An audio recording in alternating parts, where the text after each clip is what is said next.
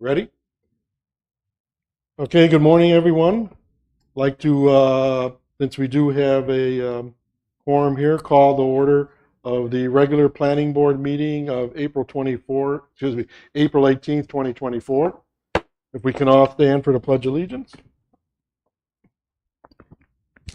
I pledge allegiance to the flag of the United States of America and to the republic for which it stands, one nation, under God, indivisible, with liberty and justice for all. Good. First duty, of course, is conflicts of interest. Does any member of the planning board have a conflict of interest or the appearance of a conflict of interest with regard to any item on the agenda? And if so, please state so at this time. Richard? I do not. I do not. I do not. I do not as well. Okay, none. The first issue is to amend or approve the agenda. I'm going to make a motion that we amend the agenda in a couple ways here. First of all, we need to add as new business number 1, we need to take a vote on a vice chair, since at the moment we do not have a vice chair. So we'll put that in new business position number 1. We'll leave the major site plan review from Riptide's site 12A as number 2. Number 3, we'll have the UDO text amendment concerning fences and walls. Number 4 would be the UDO text amendment on pedestrian facilities, open space, etc. Number 5 is traffic impact study discussions. Then it looks like we'll have a second set of public comments after that. And also, it came up previously, we're supposed to always have a number 8 of administrative issues on the agenda to discuss. It's in actually 1 minute we're going to talk about. So I make a motion to have all those changes to basically change of order and one addition to the agenda.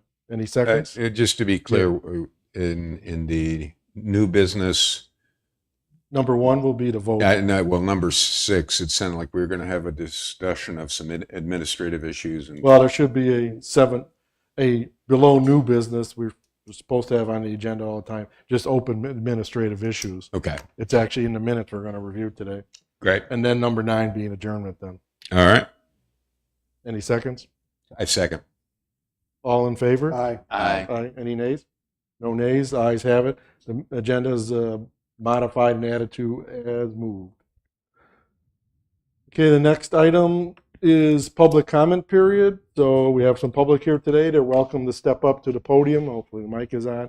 Identify themselves with a name and address and 3 minutes to express their comments on any subject on the agenda. No, that one. Sorry. Yeah. Turning me, right?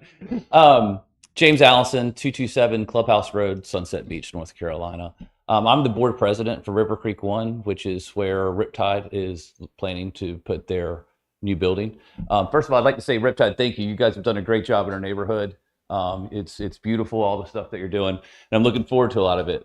The biggest problem that we have with what's going on is that they haven't approached us as River Creek 1, where they're putting the thing. For 25 years, we've taken care of that facility and that property. There's 2 of our dumpsters.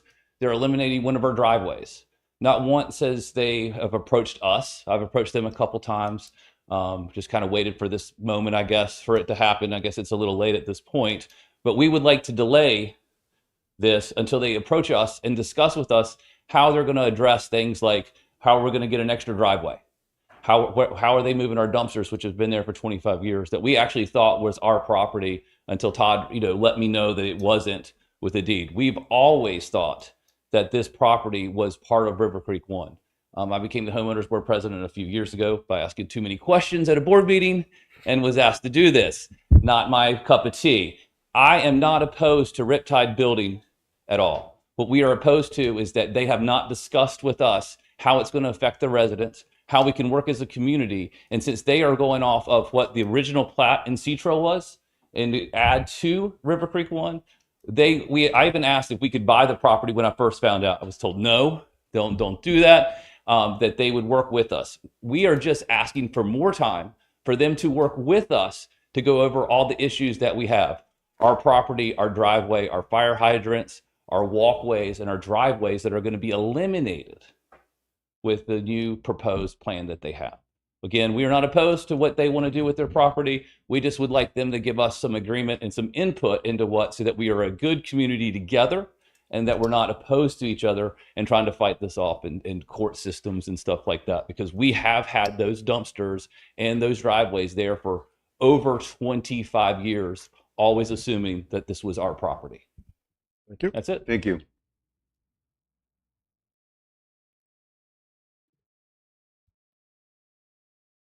Good morning. Joe Costine, River Creek 1, 217 Clubhouse Road. I'd also like to agree, same thing about Riptide. The things they're doing there are very good for Sea Trail. Again, I'm not opposed to them building there either. There's just one of my main concerns is the extra driveway. That's where our driveway comes out is actually right where I live, which is very thin. Basically, two cars can't really pass there because cars are parked and it's very thin. So now you're taking everybody through that one driveway. So it's just things like that I just think we need to work through. Not that we want to stop it or not happen, because like I said, a lot of things that are happening are good. They're reviving the community, but I just think there's some details we just need to kind of work through in the meantime. Thank you. Yep.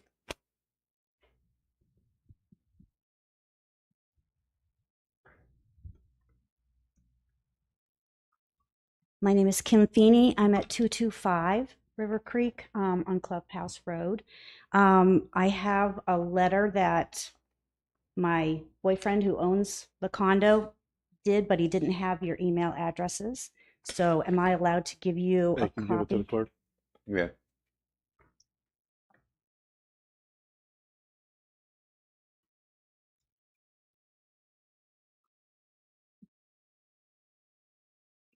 So in his letter, he introduced himself as John Roman.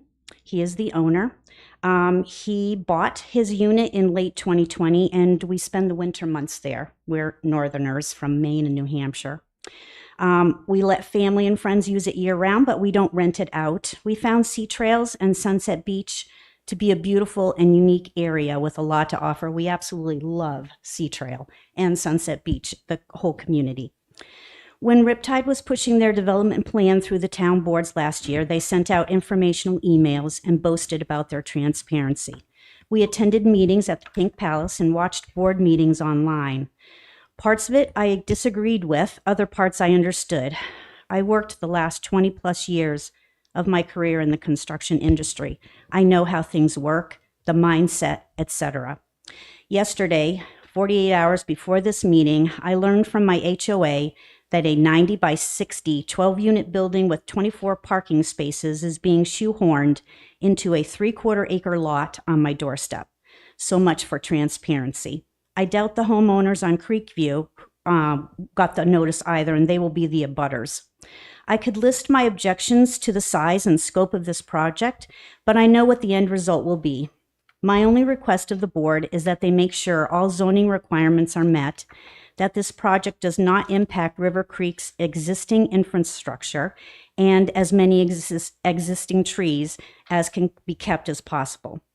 Riptide and their investors will build out Sea Trails as long as the economy allows them.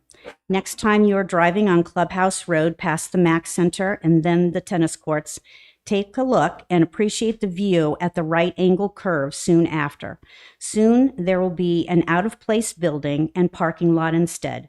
Sea Trails and Sunset Beach will be a little less beautiful and a little less unique. Thank you for your time and attention on this matter. I would also like to add that I'm very disappointed in Riptide and their claims of transparency. If it weren't for our HOA president, James, receiving this info regarding this meeting from someone other than Riptide, none of us would have known about this planning board meeting. Please keep in mind that the proposed building will be bigger than the units already in River Creek and will look nothing like the surrounding community of buildings. Because of this, Riptide is only interested in this proposal to make money for themselves with no concern for Sea Trail aesthetics or the larger community. Time, please. It's time? Yep. Okay, thank you.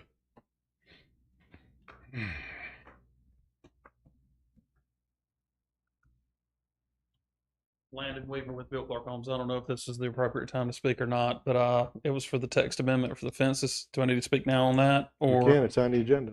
it's on the agenda, so I can speak later on it? Yes. Okay, I'll just wait. No, no, you can. Well, you can speak now if you want. Well, Uh, this is public comment, so if you have a. I got you. Okay. So this text amendment came about because of Sanctuary. We have a rear entry product in that community.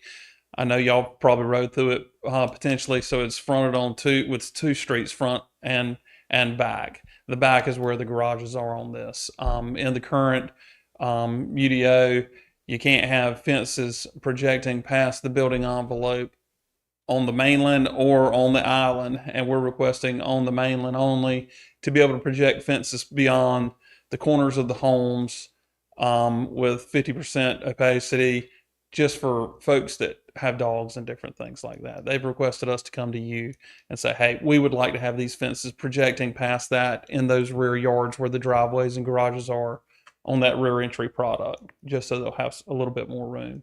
Also, one thing that I might want to discuss is, instead of 4 foot that I had on the application, maybe have 4.5, because pool code, if they want to do a pool in the side yard kind of in that product, they would have to have 4.5 feet in order to be able to have a pool with nobody being able to jump over the fence or anything like that for safety reasons and insurance. So those are the reasons that we applied for the amendment.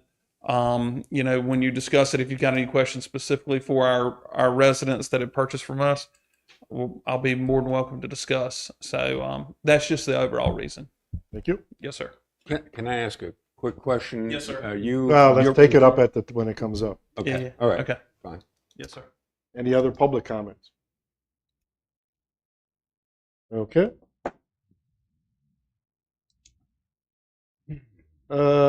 Item 4 on the agenda, we have a series of minutes that need to be approved. First off is the special meeting of February 8th. Any comments or changes anyone would like in this set of minutes before they're published? Jerry, no? You guys?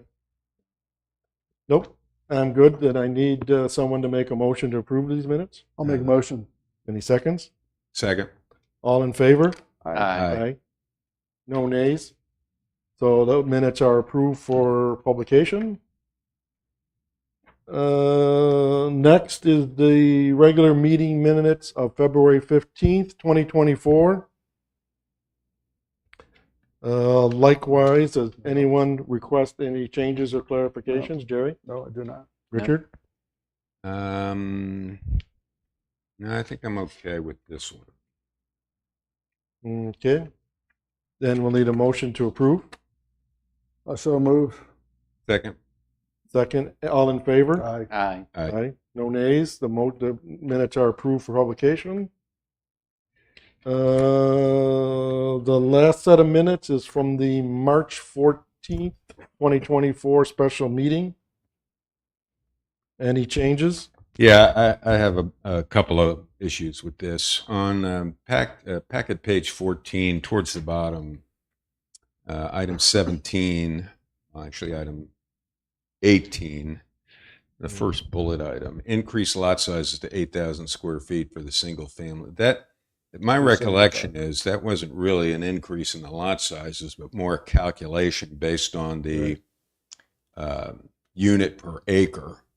In fact, I marked that too as not being correct. The way I recall it, it was an average or a mean yes, increase. The lots didn't increase to 8,000. right. There were still many below that. So the language probably would be increased average, or me. I don't remember was an average or a mean. We asked them that, and I think it was an average. I did ask that question, and they did respond. It was a mean, not the average. There was a mean lot size of it. Does anybody? And I'm not even sure 8,000 was the I thought it number. was 7,500.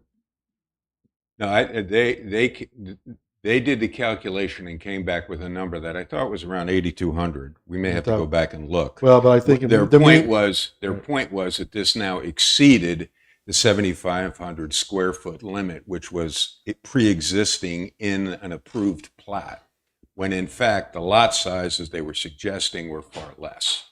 Okay.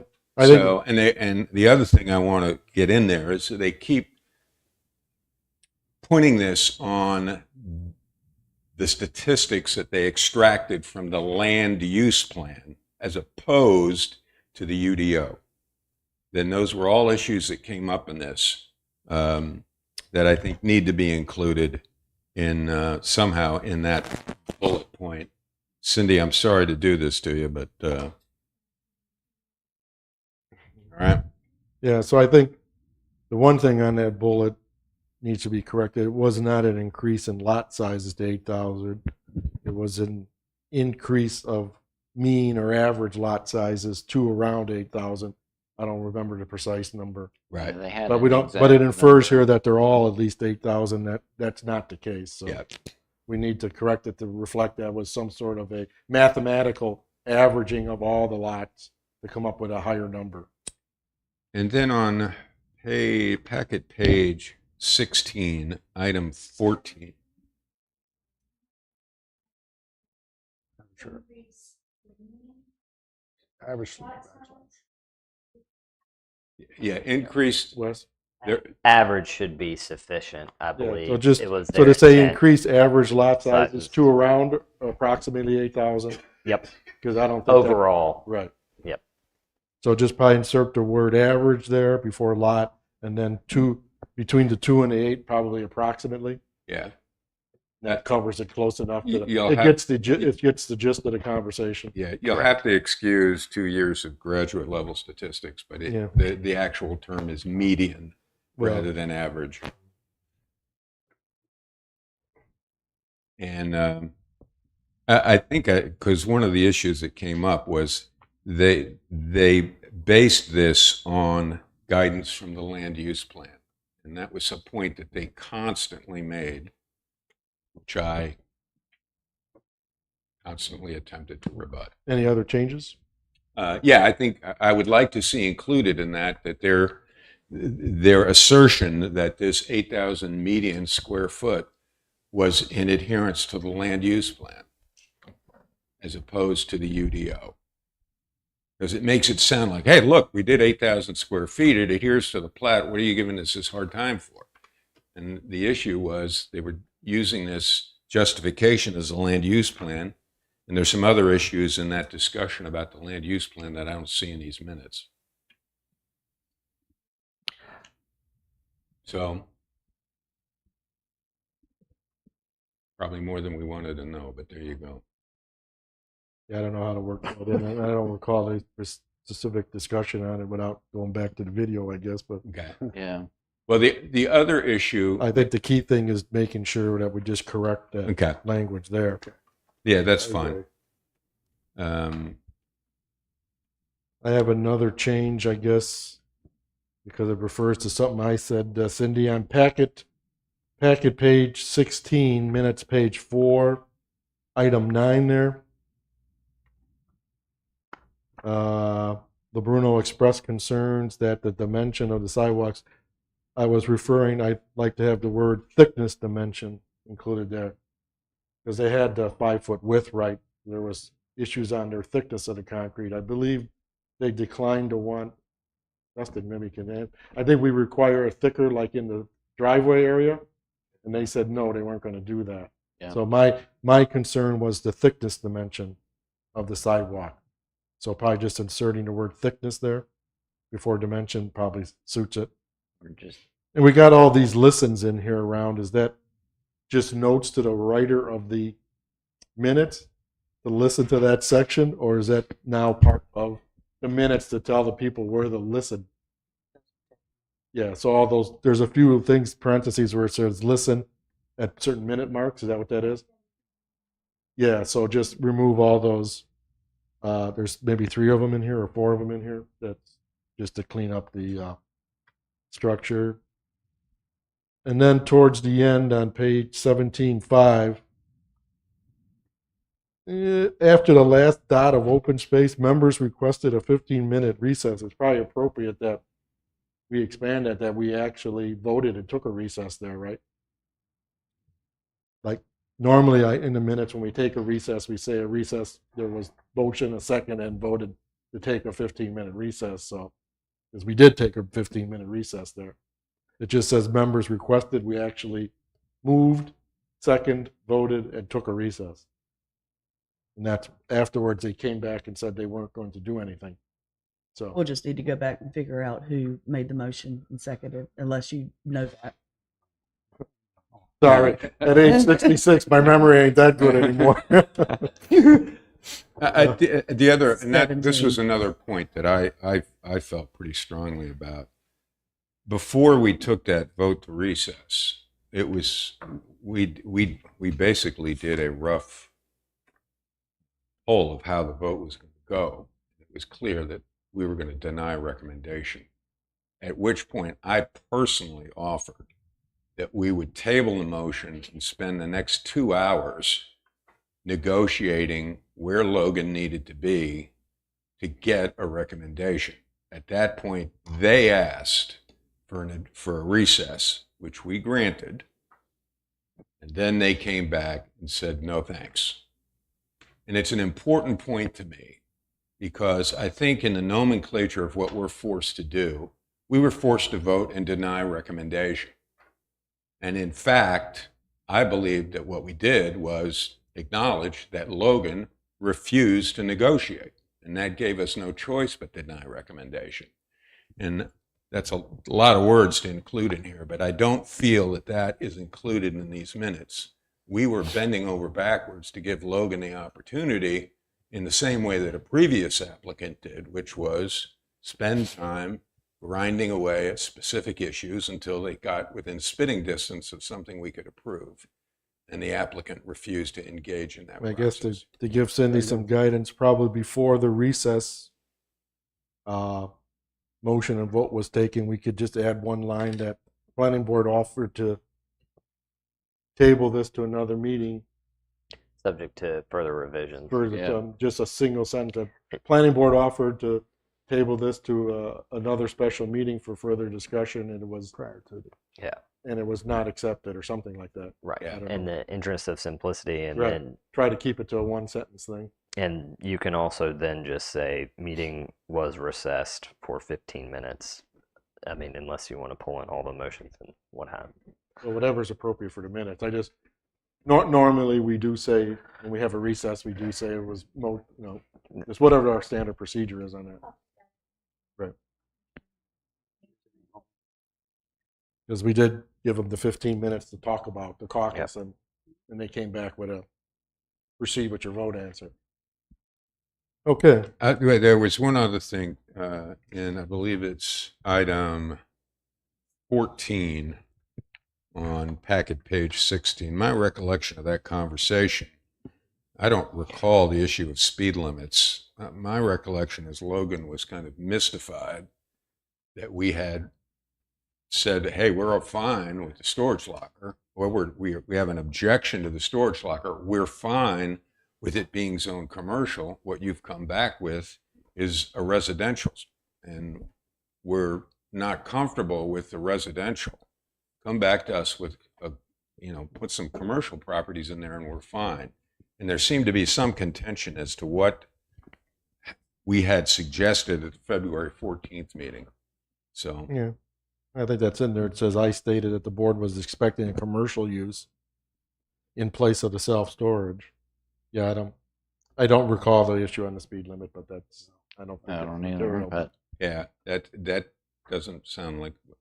And the last thing I'd like to get in here is that Logan quite specifically stated that in terms of the actual plat that they had provided us, there were actually 1,730 lots, but they would agree in principle based on mitigating circumstances when they got in there to only build 1,640. But that made me a little queasy. Am I in error in that recollection? I don't I have, think on the resubmission, they went from the 1,700 down to the 1,640. Right. So that But- was part of the new plan then. Yeah. Yeah, But I think the so- plan that they showed us, at least my recollection is they were saying this plan has 1,700 and, thought it was 30, but whatever. But they had agreed in principle to reduce that to 1,640 based on the mitigating circumstances of once they got their approval. What, whatever it pleases the planning board to approve on that, but I would like So, to have that in the do record. we want to just, I mean, the question is just, I guess, if we're comfortable with the oral modifications, to just move forward to approving this, letting the clerk handle these modifications? Yep. Or do we, Yeah. I'll go with that, yeah. someone make a motion such?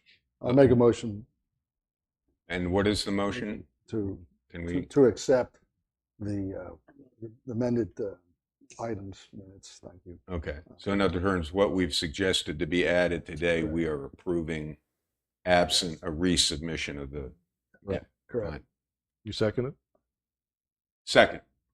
All in favor? Aye. Aye. No nays. The minutes will be published then with the modifications and amendments as discussed. Thank you, Cindy.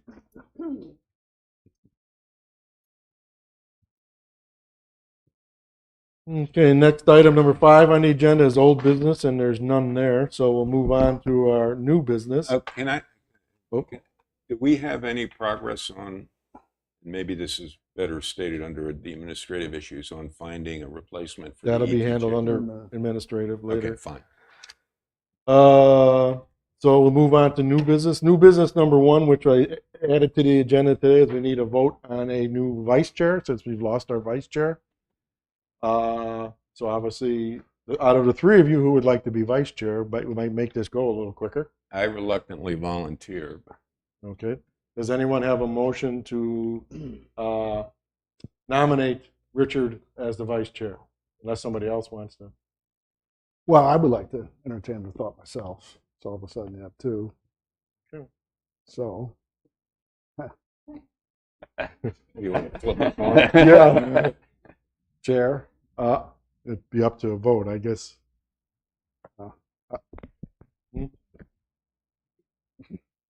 So do I get to pick? Yeah. Basically. We need a nomination motion. Like to nominate Jerry to be vice chair. I guess I'll second that. All in favor of Jerry for the vice chair? Richard? Obviously, you want to vote for yourself, so that's a nay. Aye. Aye. I, of course. Congratulations, you're not a vice chair. And you're, I know He's Ron going to is, next meeting. Yes. okay, great. All Yes, right. as a reminder, you have, So- the vice chair has the next meeting, which is Yes, why I had to I get it in here, because I'm not here next Yeah. meeting. So. Good note luck, that Jerry. Jerry, good. And appreciate your, Richard's also volunteering to do it, so.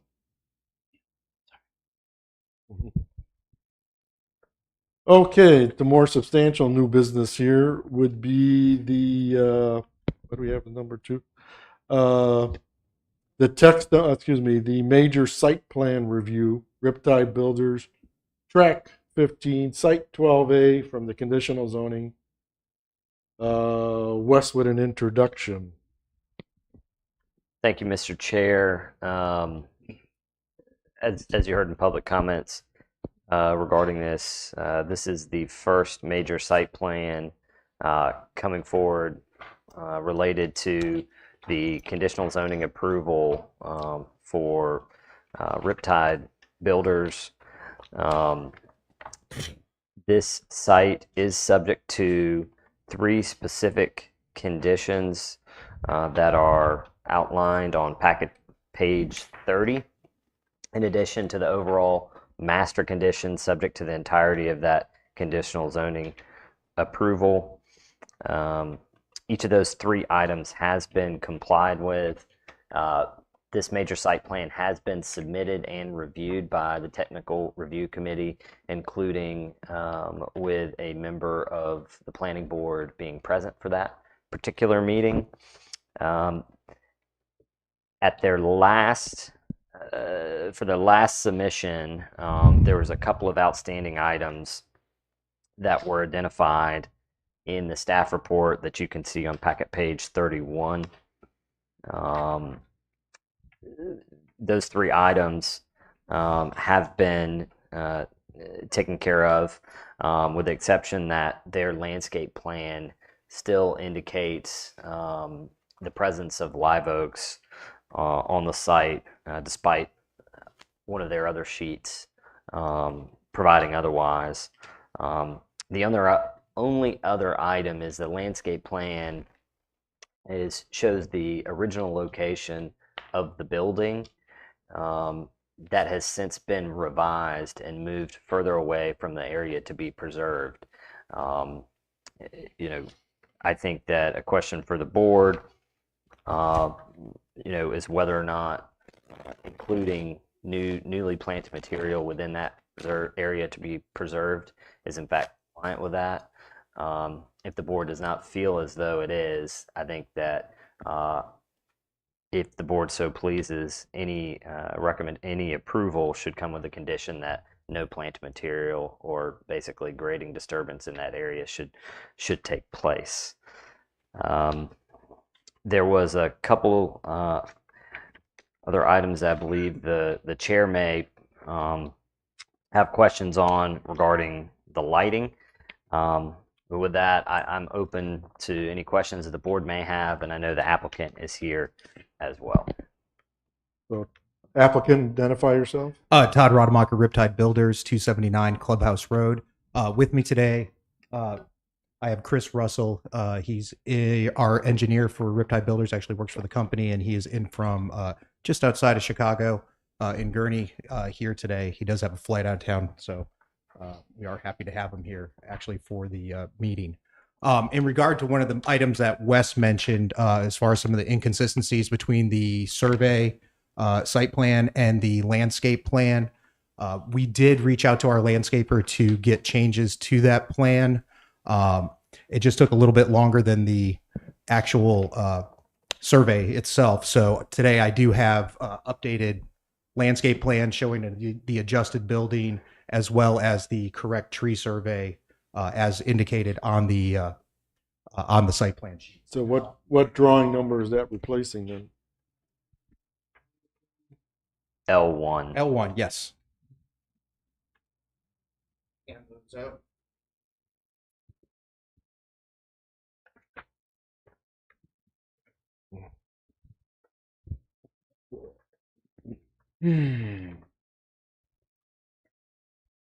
So I guess the question, Todd, so this revised L1,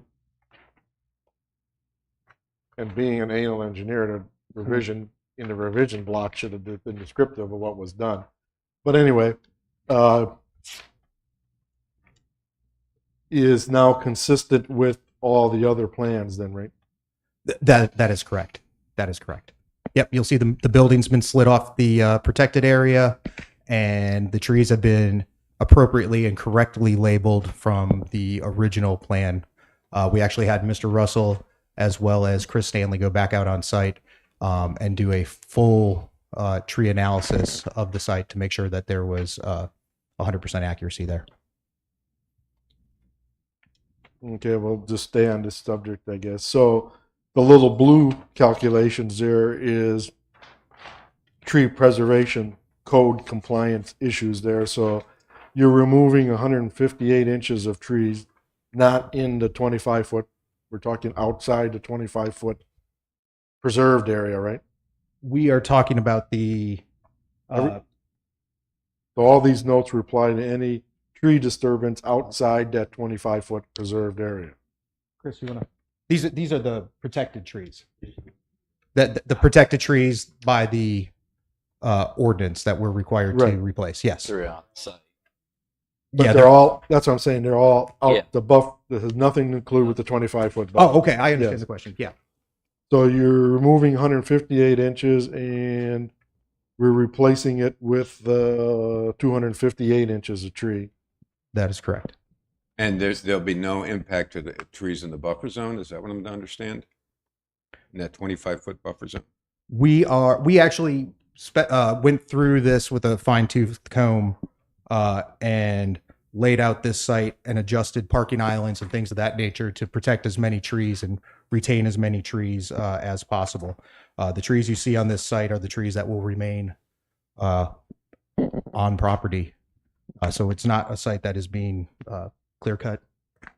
There's going to be a good deal of trees buffering and tucking the building within the treescape. So by relocating the building, which you've done, the 25-foot buffer as required by conditional zoning is completely undisturbed, even during construction? No, the 25-foot buffer is not the 25-foot setback on the front. No, or the side. The existing 25-foot preserved area buffer to remain per conditional zoning. Understood. It is unencumbered by the building and the building footprint as required by the ordinance or by the CZ. There are additional landscape plants that we have placed in there.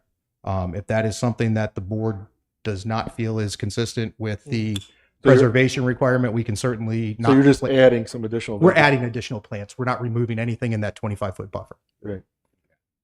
Yeah, it's additional plants. So is that a grass line, a squiggly line that's going through the 25-foot buffer? That is a grass line, a mulch line, landscaping area. So there's a note that says heavily wooded area, and yet you're planting wax myrtles in there? The wax myrtles are. Are you referring to these right here? Yeah. No, in the 25-foot buffer, there's 7 wax myrtles right there, right where you're pointing to. I just don't. I guess I'm confused. What if it's heavily wooded? Why are we planting wax myrtles? Well, we don't have to plant more trees. I mean, we can certainly leave those out if that's the board's discretion. There is actually a stormwater pipe that runs through there now, so there will eventually at some point have to be maintenance in that area. That's an existing stormwater drain, but ideally we would like to do this plan to its full design. There are no trees being removed in that area. Even with the improved stormwater that you're going to have to do? No one's actually looked that deeply in detail. I don't believe there's any trees on top of that existing stormwater pipe.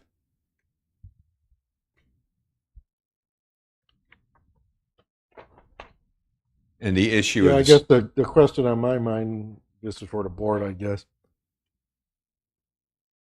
The 25-foot preserved area that we determined during the conditional zoning, that's one of the conditions on the conditional zoning.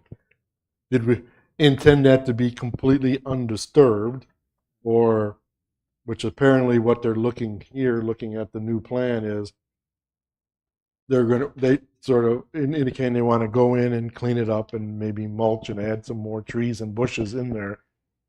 What was our intent there? To just leave it natural or natural plus landscaping enhancements, let's say? And what's best for the community, I guess, and maybe is the way to look at it. I don't know if we get guidance from Wes here, but so yeah, because as Stuart said, you got the squiggly grass line there that's inside that 25-foot area. So, and some of the bushes are around the building are inside that area. So that is that considered in preservation or disturbance with enhancement?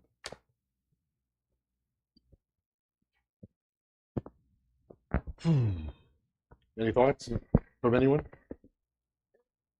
I mean, I guess I believe that the intent was that, more or less there's an invisible wall there, and that invisible wall is not to be encroached upon.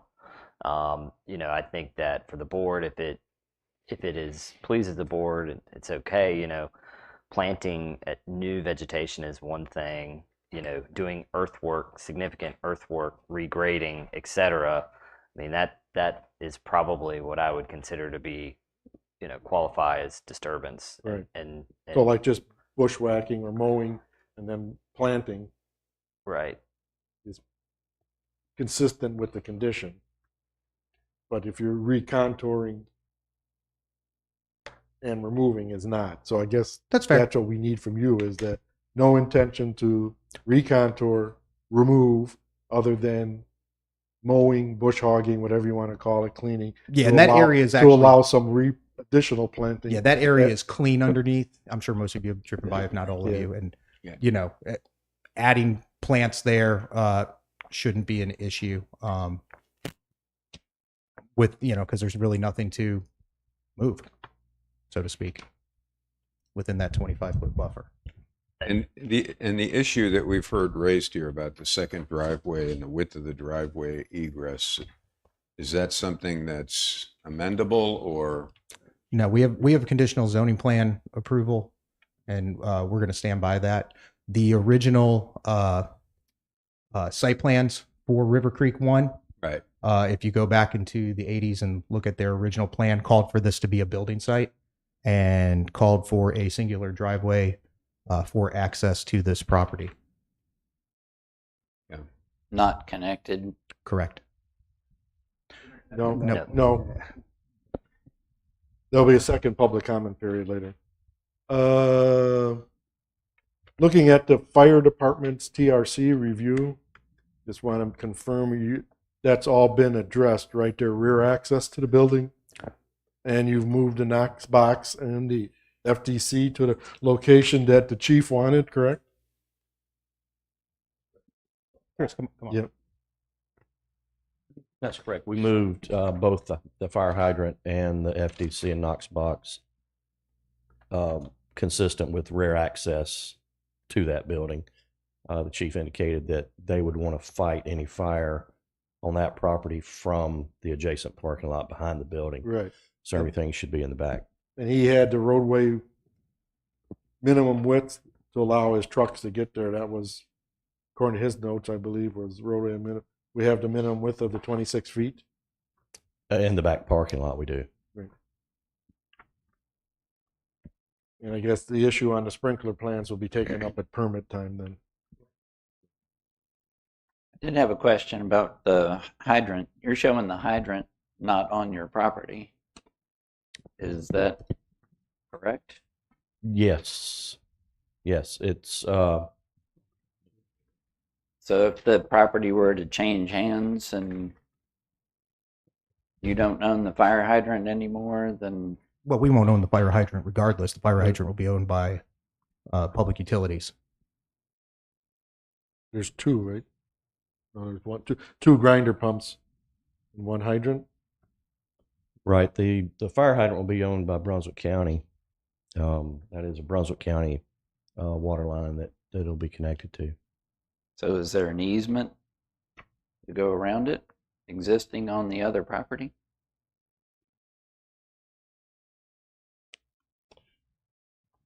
I don't know that. See where I'm getting at? I mean, they have to have access to it, and All their infrastructure. I understand that, but if you put your hydrant on somebody else's property, how did you get Well, access to that property? because public utilities are allowed to be there. That we're moving an existing hydrant on our property, correct?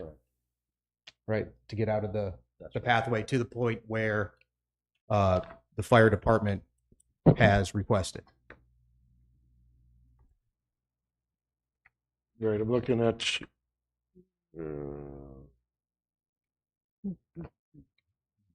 the utility plan here, right? Yeah, The existing fire hydrant would have been under the building, right?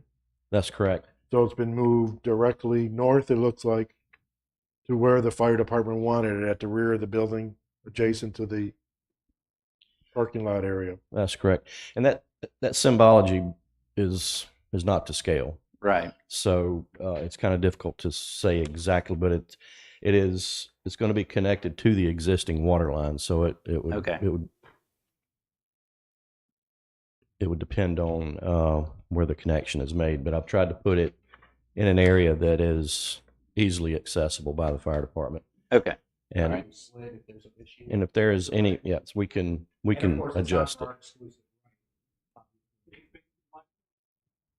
The hydrant's not for our exclusive right, just like it wasn't before. I mean, that fire hydrant is there to fight fires on buildings 3 through 8 that are there as well as any of the single family homes or any other assets that are in the area. So that's an asset for everyone. And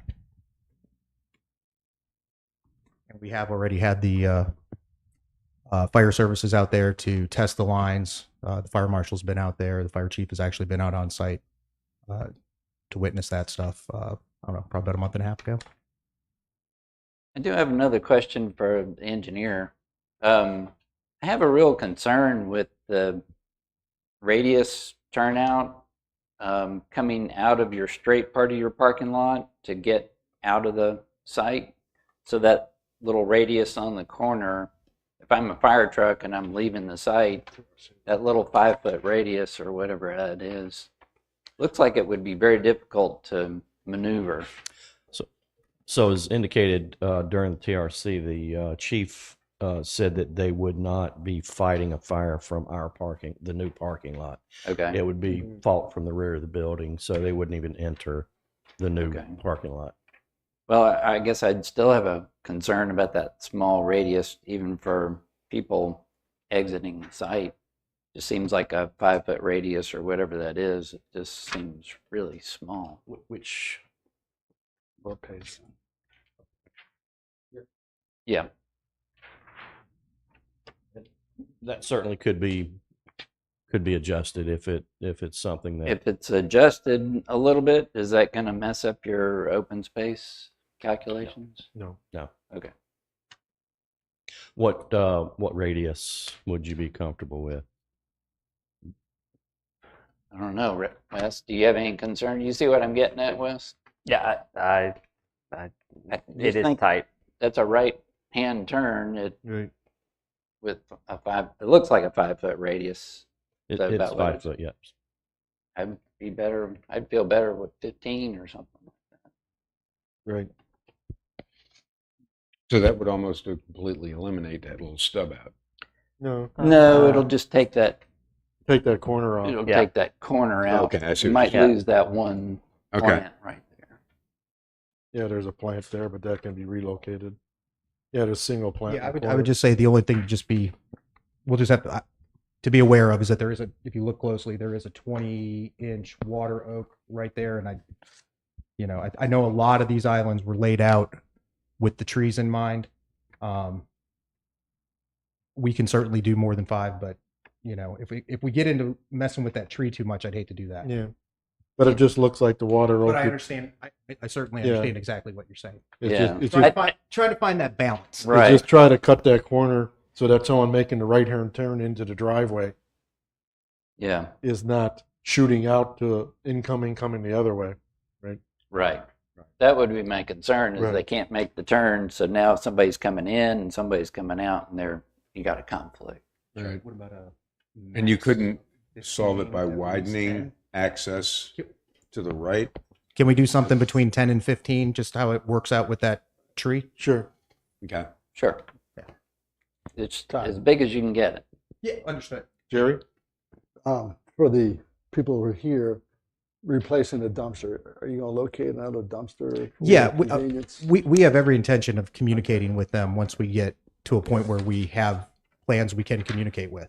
Number 2, And on a dumpster. So that dumpster we talked about in TRC, that's going to be fully corralled and landscaped or whatever. all dumpsters are required like Now, that. I guess for the general knowledge of it, that dumpster will be accessible by all the residents in the community. This dumpster will be for our folks. We'll have to look at what needs to be done with the existing dumpster on site and have those conversations. So the dumpster proposed here is insufficient size to handle the whole community. Oh, sure. So certainly. you're going to have to put one somewhere. There will need to be the dumpster located on just like we did at Sawmill Townhomes. Their dumpster was located on our property. And we worked with that HOA once we got final site plan approval, and they relocated that dumpster into another location on the parking lot within their property, within their common areas. So what if anything do we have to ensure that that's done other than dusting? That's, I believe that's a property owner kind of dispute between those two, frankly. So this is an issue between the HOA and the applicant.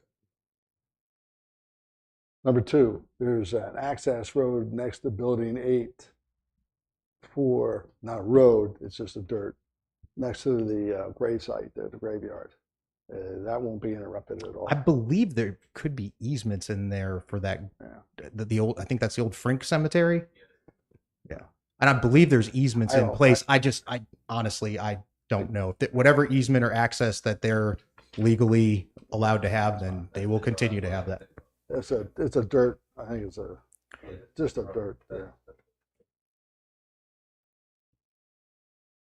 And we can work with those property owners to make sure that they have Yeah.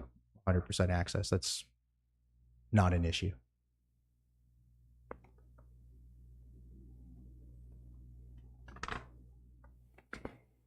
And the lighting plan, it just seemed to me, looking at that, I don't know if either one of you two are the lighting engineers, I guess. This came from Brunswick Electric. Yeah. One, it doesn't really, it took some figuring that the green line appears to be the 0.5 candle power line, ISO candle power line. Mm-hmm. I'm not sure what the red line is. Is that like 0 candle power line? But it sure seems like the position of that 20-foot mounting lamp there should have been moved into the landscape peninsula on the left of it, such to push the green half, which is a minimum that we require. So There's a tree in there. Basically over that way. Yeah, but I have to look at the latest landscaping plan. Seemed like there was room to put the. So we don't have control over what Brunswick Electric lays out. They put their infrastructure where it works for their assets as a utility company, as well as marry it with the lighting code of the town of Sunset Beach or whatever other local government entity that they're working with. We don't get to tell You're them. Not allowed to have so much travel off-site also. Well, it's not off-site, it's in the other parking area back there. Yeah. I mean, you got it off-site going the other way. Well, that's a road, though. I mean, you're required to meet the code.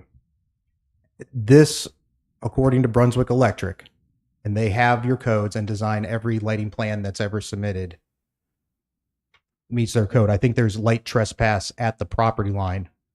There's a foot candle number at the property line, and as it diminishes beyond the property line, you're within the parameters and thresholds that are permitted.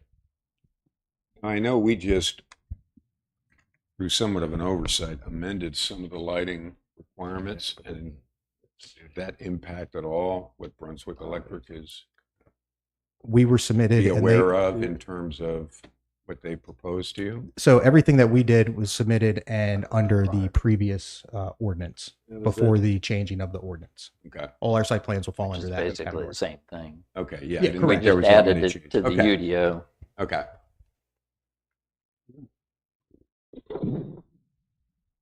Well, that's Technically, we probably submitted this when there was no lighting ordinance. Yes. So I guess So if we wanted to choose permit choice, we could just are light we it up like unsure the that 4th this of July. meets the current UDO or not? This would have been subject to the prior UDO, and he would have been subject to the outdoor lighting. Correct. It was in the old other UDO. Correct. previous Which UDO. is Which is the same. substantially It's the same as the similar. amendment we just Correct. put in. Okay. Yes. All right. I just I would volunteer that based on my experience, what you're seeing here is 2 light fixtures, and I would almost guarantee that anybody new coming into this parking lot is probably going to tell you that it's darker than they personally like, which is pretty typical.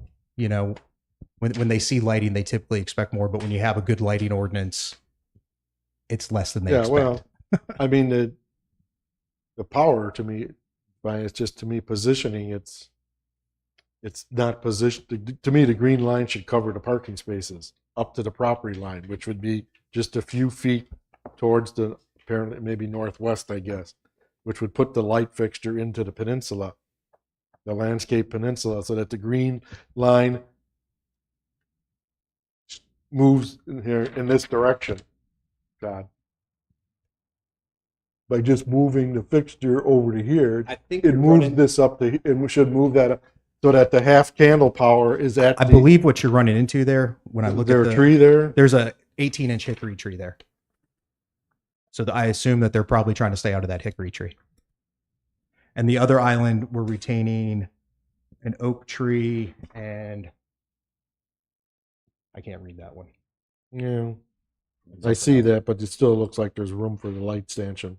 Well, my guess is that by the time you get the pole up, you're in the canopy of the tree. Oh, up in the sky, yeah, yeah. Because those are Okay. those are tall trees on that side, Yeah. for Yeah. sure. Yeah. Yeah, because they're 18-inch diameter. Hickory is at the base of that peninsula. But even where they position it, they're going to be up into the, yeah.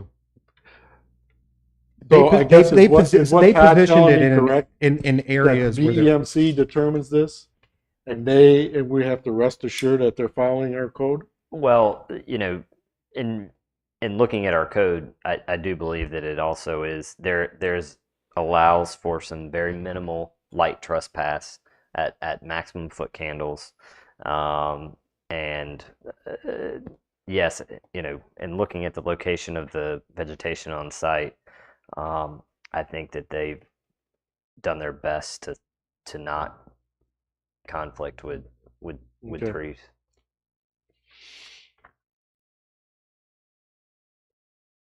I will go back to that. If you look at the odd layout of these islands, we did take the time to really try to maneuver islands, and we probably went through 5 or 6 renditions, lining these things up and meeting code so we could preserve as many of the trees as we possibly could on this site. So it was a good exercise.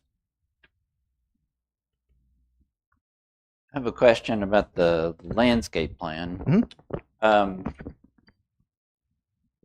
Up at the top, where you've got the proposed plant schedule circled in green, and there's 6 oak leaf red hollies. Yes, sir. And those are the replacements for the trees that were taken out on the site. Sure. I can only find 4 oak leaf red hollies. Are there 2 others that I can't? Yeah. I can't find another 2. Yeah, because over here is where it says 4 oak leaf red hollies. Mm-hmm. That's the only oak leaf red holly note I can find. Chris, any insight on that one?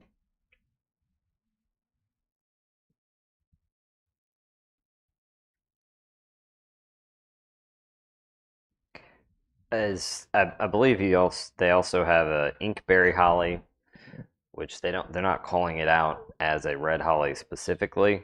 Oh yeah. Yeah, but the inkberry hollies are tiny.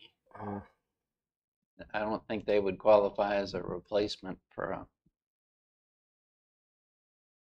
a tree.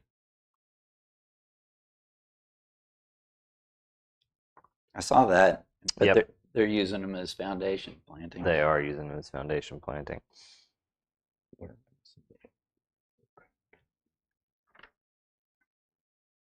Well, we'd rather have the 6 red hollies, right? Yeah. So they could replace We just 2 of the sable palms with 2 more red hollies. Well, either way, we fall within the thresholds of the replacement schedule, I think is the important thing, but we can certainly, But we still exceed. Is what we're hearing now that this updated drawing still does not reflect It meets, happening on the ground? it meets code. Well, there's a difference, great, but It exceeds code. Let me say that. but you're committing to verbally a situation that is not reflected in the plans. I'm committing to meeting minimum code because we can't put special conditions on a use by right plan and the conditional zoning that is permitted on this property. And that's an excellent. So what it sounds like is, and listen, to be clear, you know, there was a big issue with the rewrite of the UDO and the conditional rezoning where the applicant agreed to adhere, even though the new UDO hadn't been accepted yet, to the new UDO, and this reflects that. So I want to be clear.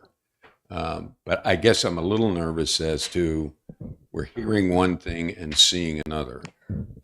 You're right. What we see on the plan adheres to the minimum requirements. But if you're making a commitment, It exceeds the minimum. Exceeds minimum. But if you're suggesting that you're going to add additional or the plan, your verbal get tangled up here. Your verbal assertion doesn't match the what's on paper. We have to assume that what's going to happen is what's on paper. I mean, what comes down to the paper is not correct. I mean, Right. they're drawing 4 oak leaf red hollies and tabulating 6. So which one do you want to And fix? so I think that's up. It's up to you to tell me which one Right. you want to fix, the 6 to 4, or do you want to leave it as 6 and fix the drawing someplace to add the other 2? I think we're fine either way, whatever the board You need to tell me desires. what you're going to do. I mean, my preference is the 6 red hollies, but it's up to you. Yeah, I mean, 6 red mean, hollies is fine with us. I mean, So you would then resubmit a drawing that indicates that. Well, the approval conditions, we have 2 so far. One being radius of, modifying the radius from somewhere closer to 10 to Right. 15. And the second would be ensuring there's 6 red hollies in that bed rather than 4. that's not Yeah. a problem. Right. The landscaper called out 6 red hollies. We can Yep. certainly drop Yep. 2 That's more all we trees wanna on hear. there. That's You're not a gonna- big deal. You're going to have 6 red hollies. Okay. So based on this assertion, we can assume that will be part of the if we approve this. We'll get today, revised it will be plans part- in ASAP. Yes. All right. Got another question. On the architectural plans, Mhm. and I looked in the submittal and I don't see anywhere where it says what the units in the building are. Yeah, they're But the 2 bedrooms. architectural says townhomes. But I thought the definition of a townhome was you owned land underneath. Well, right now we are still in the design phase of the actual structure itself. But that is the opening salvo, so to speak, that we're working on. The building that will eventually be finalized will certainly have more gingerbread, as it were, on the building, and be more architecturally significant or pleasing than what you're seeing now. Those are architectural details. This is a basic definition. This is either a townhome Or a condo. or a condo. And it sounds Yeah. like you're getting ready to build What- a condo. According to the conditional zoning, it was a multifamily. Correct. Attached And multifamily, could right? be either. I mean, that construction plan set could say multifamily plans for tract. To your point, you're correct. The condos and townhomes are inherently different but for our zoning purposes, site plan, That's the same. it's still a multifamily use. I was just asking the question Yeah. because it These doesn't will appear be like they're these will be townhomes. condos. Okay. These will be condos. The architectural drawings are just a work in progress. Right. Right. They're still being Well, fleshed out. Yeah, what Stuart's bringing is, as you know, there's a definitional difference in Sunset Beach between a townhome because there's 0 lot lines and land. We are two more aware of condominium- that probably than anybody Right. else. So I guess your plans then should reflect the name multifamily attached or something. Absolutely. We were requested to get architectural drawings in. And frankly, we weren't 100% done with our architectural plans. So we got the plans that we have on file from the architects and got them into the town. I didn't as notice soon as that. we I can. was mostly looking at the height conformance, which is Sure. 39 feet 4 inches, which is nicely under the 40-foot requirement. Correct. So is what I was and it's 12 units as we agreed to. Yeah, we're certainly not looking to do anything outside our CZs, and So 12 units with the height restriction within code. Yes. Okay. Are these going to be rentals or sales? Jerry, any Too questions? soon to tell? too soon to tell. Okay. Jerry, nothing else? Richard, anything else? No, I think I'm satisfied. Stuart? No, I'm I'm good. Yeah, we don't want to mess with that peninsula.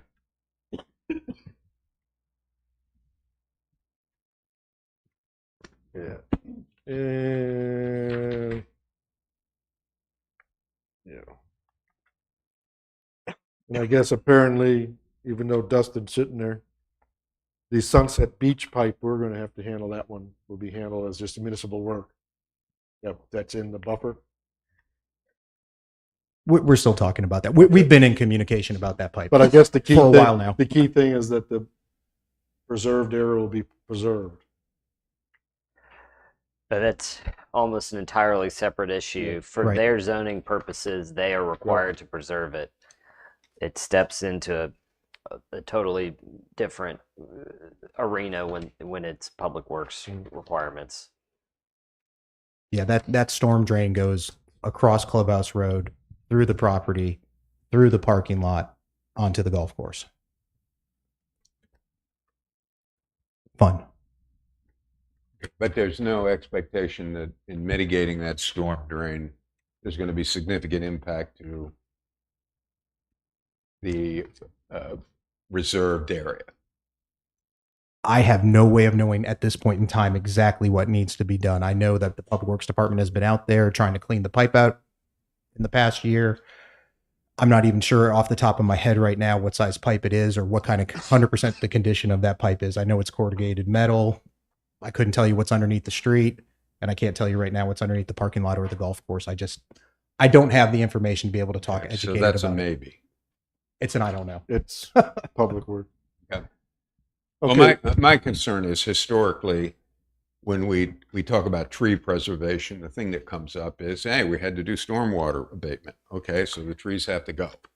And this area, one of its distinguishing characteristics is that previous developer was able to get significant multifamily units in an area that still feels verdant and highly treed. And it's one of the unique characteristics of this area. To be fully, transparent, I voted against this. This is one of the few conditional rezoning applications that I voted against. I'm pleased to hear Riptide's commitment to doing as much as possible to preserve the existing ambience of that area. And this plan seems to, but it does make me nervous about, what happens when we get into stormwater abatement. And that's not by their doing. That this would be town town-related property. stormwater, not. Okay, any questions for the applicant? Okay, One one question? question Yes, for sir. Wes.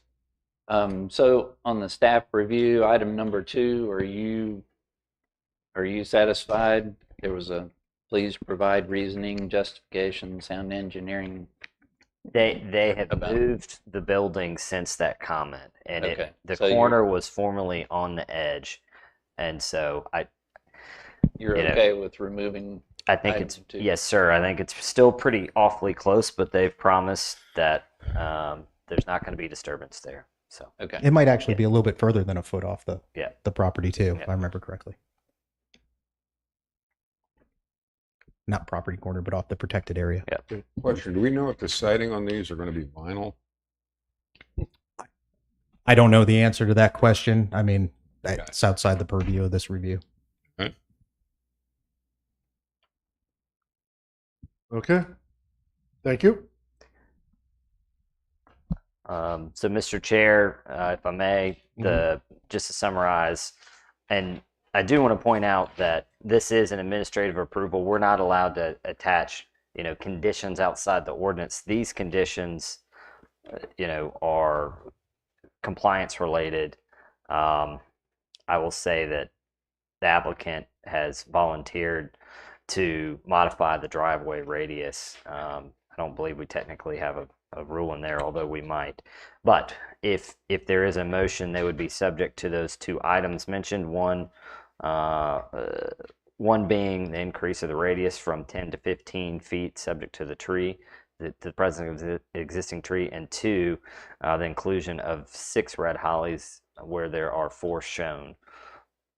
And that would be included in any motion to approve. Yes, sir. A little clarification. I believe when we talked about the radius, it's at 5 now, and we talked about getting it somewhere between 10 and 15. Okay. I believe Mr. Jones wanted Right. a max of 15 if we could. We're just trying to take a look at the trees and if Yeah, we're 10 not going to to damage 15, anything. Yes. Fitting the tree. Yes. Yes. Okay. So barring anyone else, I'll make a motion, vote to approve this preliminary plat site plan, Major site plan. subject to the 2 complying clarifications stated concerning the parking lot radius and the holly trees. Yeah, before Any we, seconds? I'd just like to have a brief, I'll second it if we can have a brief moment of discussion. This process of which this is the completion has been a process that's taken over 4 months.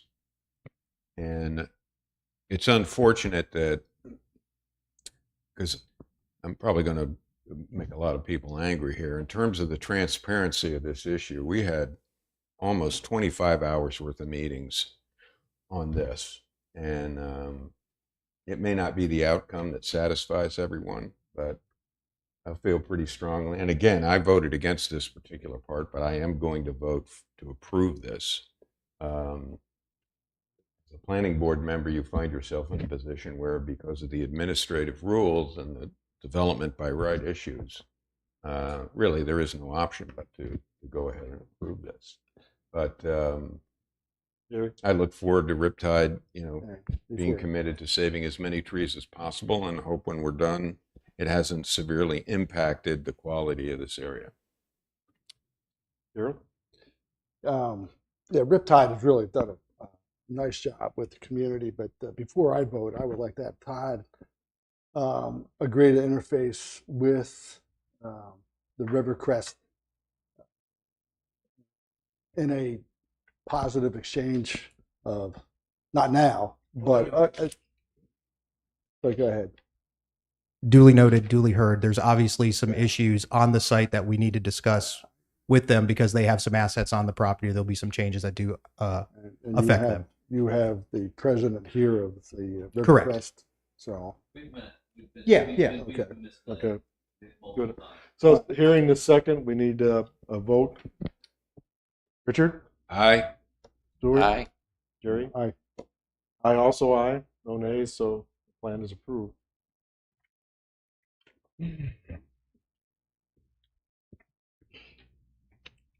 Reorganize my paperwork there.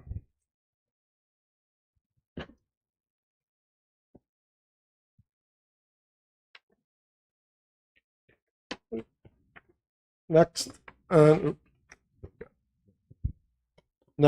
the agenda is the UDO text amendment, Article 3, Section 3.15, fences and walls. Wes for an introduction. Thank you, Mr. Chair. As was mentioned by the applicant, there is a request before you to allow fences, a text amendment request to allow fences effectively in the building envelope. This would be at the setback point along a street lot line. Historically, in the town of Sunset Beach, fences have not been permissible between a street line and the front facade of a building, unless it is unless the front property line is a minimum of 200 feet from the front of the house. And so the town is over the years, we've spent a lot of time on fences. I don't necessarily anticipate that to change. But here we are again discussing it. I don't know if there's questions for me, and We have the applicant here? yes, we do, and certainly they can provide some Okay. feedback on So I their guess desires. my question for the applicant, we're looking at how many of these are like this? Is it like 3? 58, 59, and 60? Now, I can't remember exactly how many rear entry products we whole- have out there. I don't want to tell you a wrong number. I'd have to go back and look at the overall plan. But I know we've probably got at least 30 out there right now, probably 25 or so, 30 around that little circle as you come in on the right. And then behind the clubhouse, we're building in subsequent phases. There's probably another, probably 45 or so. Now, the way I Maybe read 50. this drawing, this house has a perceived front facing an open space, not a road. Well, around that little half round there, the front of the buildings face that little half round. Where you ride in the boulevard, where it's a median boulevard coming in, there's a little common space park with a nice little sidewalk there and everything. All those rear entries are facing that common area. So the that, reason that open space is a common. it's a common area, yes. So that's not where the fence is desired to be. The fence, we have coverage restrictions outside of what the town's ordinance are as well. So the reason that these are addressed off those back alleys, and I call them back alleys, they don't have curb and gutter, they're just ribbon alleys, right? And they're addressed off of that. They're wide enough for fire services because of instances like this. The address is off the rear where the driveways are with a certain type of product. So it's the more front porch living, walkability of the communities. That's why we did it. It's different. It looks nicer than just a garage sitting out front on every house, right? We have some of those traditionals and they look good too, but it's just something to break it up, a different product. And these homeowners have expressed interest to us that we have sold to say, hey, we've got little dogs. We want to be able to have them out in the yard, do these things. We want these black aluminum fences. But you realize you can have a fence, but it can't right now protrude past the building line. The building line. Correct. And they're unhappy with that. So, I'm just, our homeowners have requested this. We're coming out. I'm taking time and effort to come out and express their interest as a whole instead of, all these folks coming up. Maybe it needs to be them up here, but they're our clients. We care about them, and it'll help us in the future as well with potential homes that we have left on that rear entry product. So they just want a little bit more room. So when we got our plan approved, you've got a certain square footage requirement on your lots to get these products, and with the infrastructure costs, we had to narrow up the stuff. It's a narrower product. They're very deep, right? The lots are very deep in most cases, and there's just a lot of room that they would be able to utilize. That's the biggest reason. So in terms of the issue always is in a situation like this where particular development is trying to address a very specific issue. We do a text amendment, and now we got to be concerned about, are we opening a Pandora's box? Because if we do it, if it's a text amendment, it now means anybody can come up and say, hey, wait a minute. I want to put a fence. Now we can all have a fence. Yeah. And it was, and we requested just for the mainland, not the island as well. I think the original intent was for the island, right? It was just the island, maybe when it was first done. I'm not sure. Yeah. So the island restriction, helps, but this is a huge mainland issue. Most homeowners, many HOAs are restricted to having any fences at all, and the HOA rules, unfortunately, are kind of waived on a case-by-case basis. Well, so it gets very, I understand the unique design that you're trying to create. I live right down the road from the sanctuary, and the homes there are lovely. Right. I'm not sure. Well, to me, the issue is, they've identified a front, but according to how we identify a front, it ain't a front. Well, the post office said Well, because this is how we're addressing these things. The county said, but even the county came up and said, this is how we're addressing them. right. This the way how my it is. understanding is for the town, the front is where the street is, and you don't really have a street. Some on a lots, handful. Now there is a street on both on the front and the back, except for those ones around that little halfway Right. radius, Mhm. and those are probably because I 8 live, to 10 I live right in on a there. property that has a front and back street. Yeah. Okay, which Yeah. means sort of had a choice on where the front is. I know where my front, but anyway. Well, you don't have a choice. It's where it's addressed, Right. evidently, from what I understand. Yeah. So I don't know. I mean, if we, I mean, they can have a fence now, just Not past the not past protruding the front. past the. And I'm just the lot. reluctant to The house. like let them go past the front of the house because we are going to. That This has to be my 5th time or 6th time on fences. Sorry. I know what I understand these people. I understand these Yeah, folks' dilemma. I see you can visually see the dilemma, but the problem is writing code To fix it. that kind of Right. relieves their dilemma and now open up a new box. And I don't know how to do it, and I don't see how to do it. Yeah. Without No idea. allowing front fences going beyond the front edge of the property, a house, the structure. And it's all because of the addressing deal. Right. And Yeah. I mean, it has a front door. You know, I mean, Yeah. it has the distinctable front door, front porch, everything, and then it's got a garage in the back that comes off a second road. So there's only a handful that have the one street behind it, right, and the front's fronting that common area. The rest of them have So an alley and a street. on the on. ones, Wes, where So- they do actually have a street on the, because we're looking at it. So on the properties that have a street in the back, I don't know if they're all called And common area in the front. and I'm going to go to the other thing, and they do actually have a street on the other. Even though, do we care where they're addressed, or the fact that there's a street on the other side? It allows that to be the front in Sunset Beach. Mind.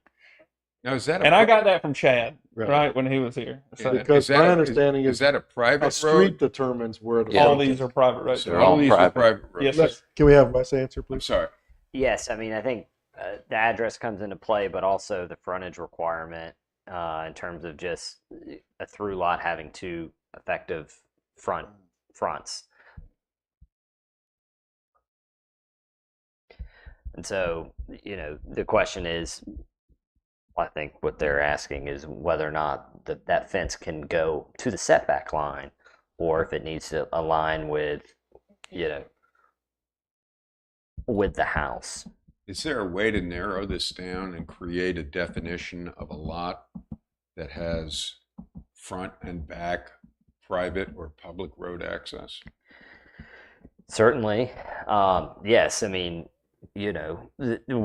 anything can be put together. What's these homeowners' other alternative? Board of Adjustment? Board of Adjustment, I was going to say, hey, this might be crazy, but how about an overlay district? or Maybe. I mean, it's something to think about potentially. and if the applicant were so willing, they could apply for a conditional zoning, basically, which would be, a fence overlay, for lack of a better Yeah, it term. wouldn't take Or- our vesting away on the overall project, but it Right. would be an additional. I mean, if that's something y'all would be interested in, I want to get to the end if it's possible for our homeowners. And just Well, look out I for see their the dilemma of interest. the homeowners, and I feel for them. Yes, But I'm reluctant. because we're going to sell houses regardless, right? I'm I mean, it's just reluctant. Well, something- you'd like to have happy folks too. But Yes, I'm reluctant absolutely. to change our text on these fences because it has always boomeranged back to us I got you. somehow as another problem. Would you all be open? I mean, I don't know if this is correct form or not. Would you be open to an overlay district kind of, Like if they- overall look at it? if they can parcel these together as a conditional zoning with just the condition What- being this fencing thing. And they could also apply for a rezoning that's just an overlay, and they wouldn't have to go through the conditional zoning process. Yeah, I mean, which would So include that then- the additional public meeting. It would be just some time and meetings, but then it would limit it to this zone. Would Correct. have this, and it doesn't apply anywhere else in town or ETJ then. That's right. So I guess I'm leaning towards Is that the seat appropriate thing y'all would like to see? I to do it guess? because I would inclined to give these homeowners some relief, Yeah. but I don't Right. want the contagion to spread I understand. throughout the town. I understand. So if there's a vehicle that we can do that without spending a million hours on it, Yeah. To give these people some sort of, in a certain zone, these properties, you would have to identify them by parcel number and all that stuff. Absolutely, and some of them are yet to come. So we would do a survey on. Right. We would do a survey on the existing, and then the the future ones as well that aren't developed yet. Lisa, town-wise? What he said. Okay. So I guess my way is not to move forward this text amendment, That's but perfectly see fine. if you can compile some sort of a zoning change that Okay. offers relief, and then of course you'd have to show us all the properties and whatever. Yeah. Yeah, absolutely. That's not a problem. I just didn't want to go spend a bunch of money surveying and doing those different things if you weren't open to that process. Right. I guess anybody else. No, my I objective think this is is not offering them some relief, but we Yeah, yeah. got to contain the contagion. And to be honest, we have a precedent for this. I mean, the conditional zoning request that we just approved was a byproduct of an original text amendment that we looked at and went, well, this is goofy. We can't approve this. Mhm. And the applicant came back with not one, but 22 conditional zoning requests. And that process ultimately resulted in very specific changes that were more tailored to the needs of the applicant. And I Mhm. think that's a perfect example. Do this as a conditional zoning request. Or reason. I believe this would be a base district rezoning for an overlay. Yeah. For an overlay, yeah, because I don't want to it- do anything to jeopardize our existing stuff. It is similar, and I don't believe that they were. They Excuse had, me, can the Riptide, can you just stay for a minute? He's Do you got mind? full life. Okay. I don't. They did not have Trying to catch up. access to conditional zoning at the time that No. they initially applied for their subdivision. Well, just Yeah. he understands what we want to do. Okay. You understand. So Yes, sir. Wes, you just And I'll get have with to me and re-educate- we'll Yeah. talk about it. I guess what we need to Yes, do. Yeah. yes, Thank you sir. for your help. I too. think Yeah. I think there is a path to where you want to get. Thank Okay. you. Thank Do you we for your need to time. do anything administrative to say that this is a no-go? And Well, do we have to just table it? I mean, it sounds like the applicant is open I'll to withdraw what- it. I'll withdraw Withdraw it and that. resubmit? Yeah. And then we'll resubmit with some other stuff. And thank you, Wes, for your Yep. time. You've been very helpful. Appreciate Thank it. you for your commentary. Yeah. And Hopefully we can get to it I'm then. going to go off agenda here, but I've Don't. got Riptide and Bill Clark in the same room. Mhm. Can we get you guys together to talk about Angel Trace No. Road? all right, so you want me to talk about it right now? What's Well, going we on? don't, but No, I do not. you do. No, I do not. Okay. It's not Okay. a planning board item. So, Okay, so do we if y'all want to talk to me, I'll give you my phone number. You can call me. right. All right, great. Thanks. Okay, so that will Okay, be thanks. withdrawn, and then they'll resubmit on their own. Okay, the next item would be the UDO text amendment, section 4, or article 4.11, pedestrian facilities, and 4.15, open space. So maybe I'll turn this over to Stuart, since this is somewhat near and dear to his heart. Well, I guess I'll say I've created some, I guess, drafts, text of where the changes are made. But why don't you kick it off, Stuart, and then I can explain what I actually Stuart? created. And I think the point here is to come to a point of, do we want to move a text amendment, and then what's the next step to do a formal text amendment, and what will it include? Yeah. All right. So this came out of the Logan Holmes proposal where they misinterpreted the code, and we didn't have enough backbone or teeth to knock them back, and felt like the code needs to have a different, instead of the 50-foot width, which is obvious to all who read English, but evidently somebody took it upon themselves to interpret it differently. So this was an attempt to just tighten up the code. And I'm not sure that this would ever apply to anybody anyway, but still it would be nice to have it in the code that instead of that width of 50 feet, that we we're handling it. I think Ron's added more language than I was proposing, but feel free to, or open to talk about it. I mentioned to Ron that I'm not really happy with item number 3 that he's proposed. I just feel like that's reducing, allowing them another shot at, something reduced in terms of open space. Right. I think I agree, obviously agreed with my number 1 with Stuart on the adding the breadth and depth of 50 feet in all directions. That's the base change we're looking for. Yes. I put in the 10 feet on the width on the path because I just think 8 foot's not enough when there's a path, especially if they're multi-use paths. And the reason I also attached 411 to this, because in 411A1, that last sentence, does that conflict with what we're saying in 415D1? Because if you read 411A1, the last sentence is, such paths shall not count towards the required open space. But then the way I read 415D1, that space designated for walking trails, bike path, and sidewalk will apply to open space. So do those 2 paragraphs are in conflict? Yeah, that we need to straighten out. I while got we're doing- confused on that too, and I asked Chad about that, and he said that the 8 feet doesn't apply to open space, although it's mentioned in the open space Just like say if you, section. yeah. In my mind, I guess, what I would like to be to go, that if they are putting in a multi-use or walking path on a narrow strip, that would count towards their open space because people get to use that space then. Yeah, But yet in this other pedestrian facilities one, we're saying it does not. But I think what it's referring to there is the walkway that's along a street. So we need to clarify that, saying that if you look at that, it says in lieu of placing sidewalks on both sides of the street, the subdivider may install a connected multi-use greenway network of a minimum of 8 feet wide, which in my mind of land has to be 10 feet wide, on one side of the street, connecting to recreation and open spaces. So I think what we might have been thinking there is the part of the path that's along a street, like what would be the double-sided sidewalk, is not part of the open space. But when it is like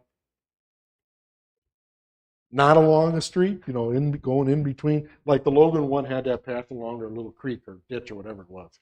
That is part of. So I think we need to do something to fix 411A1, saying the path along a street.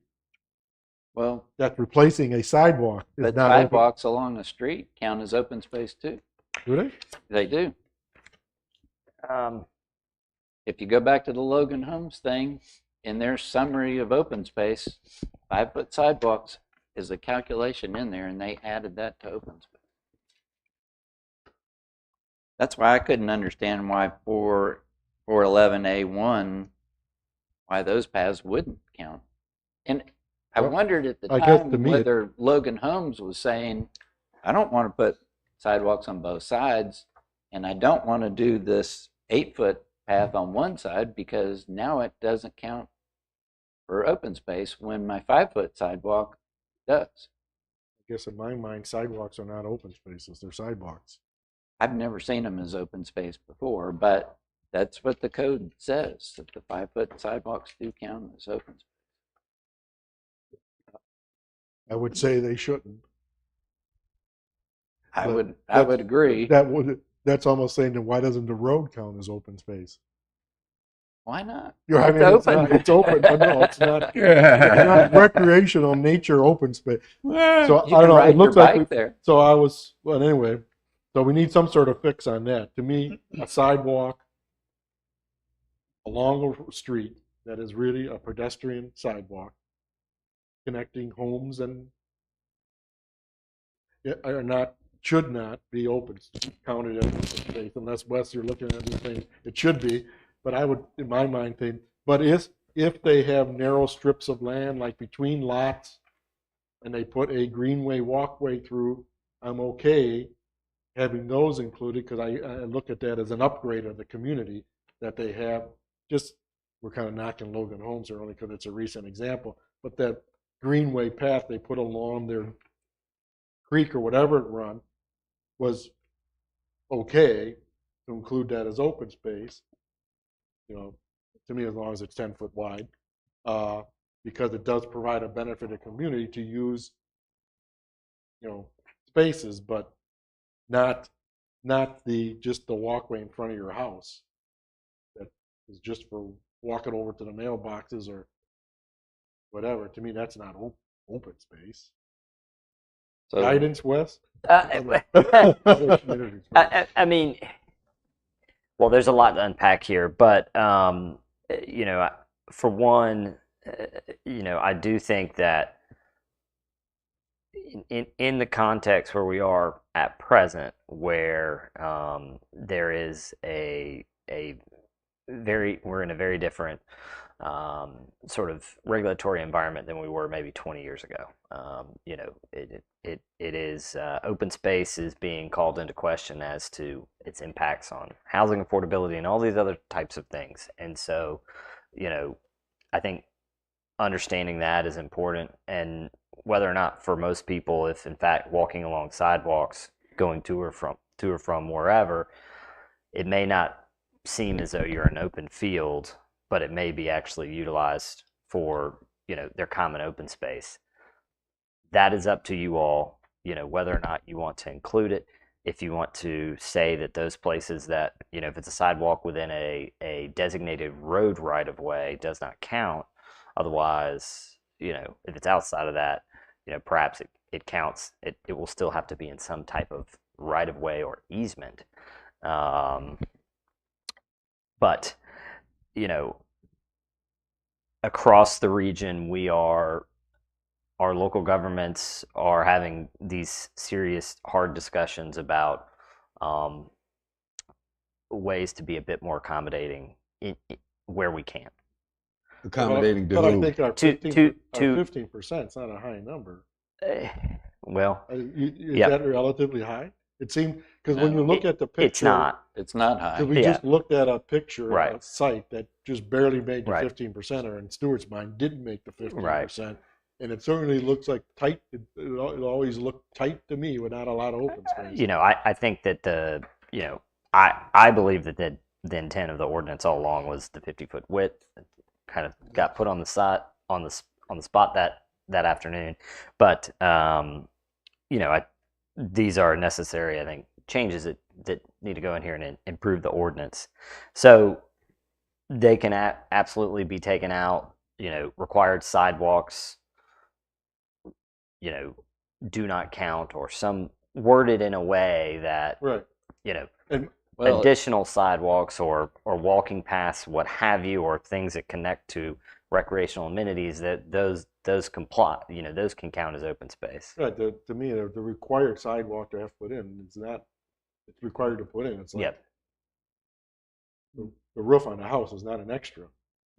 Yeah. Right. So I put in number 3 was because of what I call the T-shirt scenario. Right. You got more than 50 feet in all directions. Do you count those little arms or not? And I was trying to come up with some language that says, well, those little appendages don't count for the open space. But now I sense that I can live with taking number 3 out. But that's what I was concerned about, is that, okay, you got 50 in all directions, and then you add all these little skinny appendages behind lots and stuff, and that boosts you up that number to get the 15%, So which is what I seen doing. the way I always did it is that when I went to a municipality, if they could put a scale across here and it wasn't 50 feet, It doesn't count. It doesn't count. That's correct, Doesn't and count. that's what's supposed to be. even there. if you number took one, I just want to make sure the number 1 changes we got here means that as soon as you don't, this little arm don't count. That's correct. Okay. I believe Then that's I'm the happy case without it, right? today, but you know, Yeah. So if we just make the changes to number 1, the number 3 there is not needed because it's covered. yes, sir. Okay, I'm okay with that. I just wanted to make sure that's what we were getting to. So we can remove that. And I just added the 5 there to make sure we can see what they're, just that we can see what they're counting as their open space. That's just a visual thing on the plans. It's not, because they give us the numbers, but I got no way of going back to counting the areas to see that they. It was tough to see on the Logan It's tough to homes. see. I'd sure like to see that, okay, when you get to your 15%, here's the spots. And if you see like a little, well, you really shouldn't include that one in there. Not that I don't trust the developers. Or casting aspersions that they're not sneaking in a few narrow areas to get that we can visually. That's all that number 5 was. And then if you look, there was a small change on number 8, adding the native pollinator gardens to gardens being allowable. Yeah, thank you. So for number 5, I think that I do believe that there'll be open space that is required to be shown in other things other than a subdivision plat, and you can just merely say areas of open space are to be shown with unique cross hatching. Whatever's the. Okay. My intent here was to give you Just direction to make sure, yeah, that at the next meeting we have a proper legally done text amendment for them to vote on. Okay. 10-4. I'll just make that one minor So change. I guess the thing we have to decide on is sidewalks. Yes, that's a policy decision. That's a So- policy Yeah. decision. So, Wes, in 4.15 E11, Mm-hmm. it says this is under a section, uses of open space may include the following: Yep. sidewalks located within the right-of-way. Right. And I have a question mark next to it because So I did you- specifically sat down with Chad and said, what the heck? I've never heard of a sidewalk in a right-of-way. So should that be just stricken as part of the amendment? Is take that line out? Undo it? Yes, that can be removed. And does It could just be moved to the next section, which is items that are not included in an open space. Right. required sidewalks in a right, or just, there's somewhat of a difference between a required sidewalk and one that's in the right of way, right? Yes. Because we require it on both sides. Mm-hmm. This says located within the right-of-way. So So is there a possibility then if it's not in the right of way but still required, it then becomes open space? it's not in the right-of-way. It should count as open space, I think. So that's okay then. So Yeah. that's a policy is whether, as long as it's outside the right of way, The road road right of way, the Road street right of way, then Yeah. it's okay to include it as open space. That would be my take on it. Because, I mean, we want to make sure that we're encouraging developers to do the right thing. And it sounds like this is more, because I'd hate to have them forego pathways. They Right. can't, 'cause Right. we I want to require it in the- encourage that. Yeah. And again, somehow, a pathway that's not along the right of way, if they do a multi-use path, the 10 feet strips between the houses or whatever, that has to be, maybe that's in what's allowable It's in there. there. It's in there. Walking or bicycle trails. Right. Right. So, for instance, in the Logan application, they're the area It's that just they called a- want to redefine as commercial, which is up in that right-hand corner, they're going to build a pathway. That pathway would be a right-of-way, or would No, it's open space. it would be open space? Yeah, Okay. because theirs went from that commercial that winded through there, followed their little, Right. I don't know if it's a creek or a stream or whatever, and then came down to the pond at the bottom. Yeah. So that little narrow strip, in Even my though mind, it's it has to be at least 10 feet wide to fit an 8-foot walkway on it. right. But then would be considered part of their open space because it is usable open space. Then that someone can walk on it. Okay. Right. Right. And that's usually So in as long an as we've easement, given you which is enough not direction to called come up with right a proper of way. text Got amendment, Okay. for them to vote on next month. Yes, and number 11 it would be, I would probably add the clause sidewalks located within or adjacent to Good point. the road right of way. So the one thing in here that I really did like in the code was that if we were requiring sidewalk on both sides of the street, that you had an alternative of only doing sidewalk on one side, but you had to do the 8-foot path. So now, does that become a 10-foot path? No, So- that's just to me, that path width is the surface, hard surface, Okay. not the land. So just trying to clarify and make sure we're all on the same page. I do like that caveat because I'd rather, instead of sidewalks on both sides, I'd rather see a nice that's- walking trail on one side. That's the way Hilton Head is actually. They Yeah. have the wide paths on one side. They do. Right. Yeah, the issue with that is, and this is fairly common in this area, you got a path on one side that then dead ends into something, and now to continue walking, you got to cross a street or major thoroughfare. So, I mean, I agree with you. I like the wider on one side, but I don't know if there's a way to. And if they're multi-use, they got to be wide enough because my Right. old town had a terrible experience on a obviously, so it was a denser populated areas, but when you had wheeled things and walking things at a path that wasn't wide enough, ended up a bicyclist fell without a helmet and died because they had a conflict between two bikes and a walking person. So they actually ended up having those multi-use. They had to pass new code. Walking paths that had multi-use with wheels had to be striped in line separating the footed traffic from the wheeled traffic. But this was, of course, a more densely populated area. Was that an 8-foot or? Yeah, they had an 8-foot wide, but you had to designate foot traffic separate from wheeled traffic. Now, again, we don't probably have the density a path, but 10 collision, but it ended up resulting in a death. So 10 is preferable, but 8 is usually can be. that's why I went to the land a little wider because that would give some shoulders for the bicycle to move off of, right? Okay. Sorry, Jerry.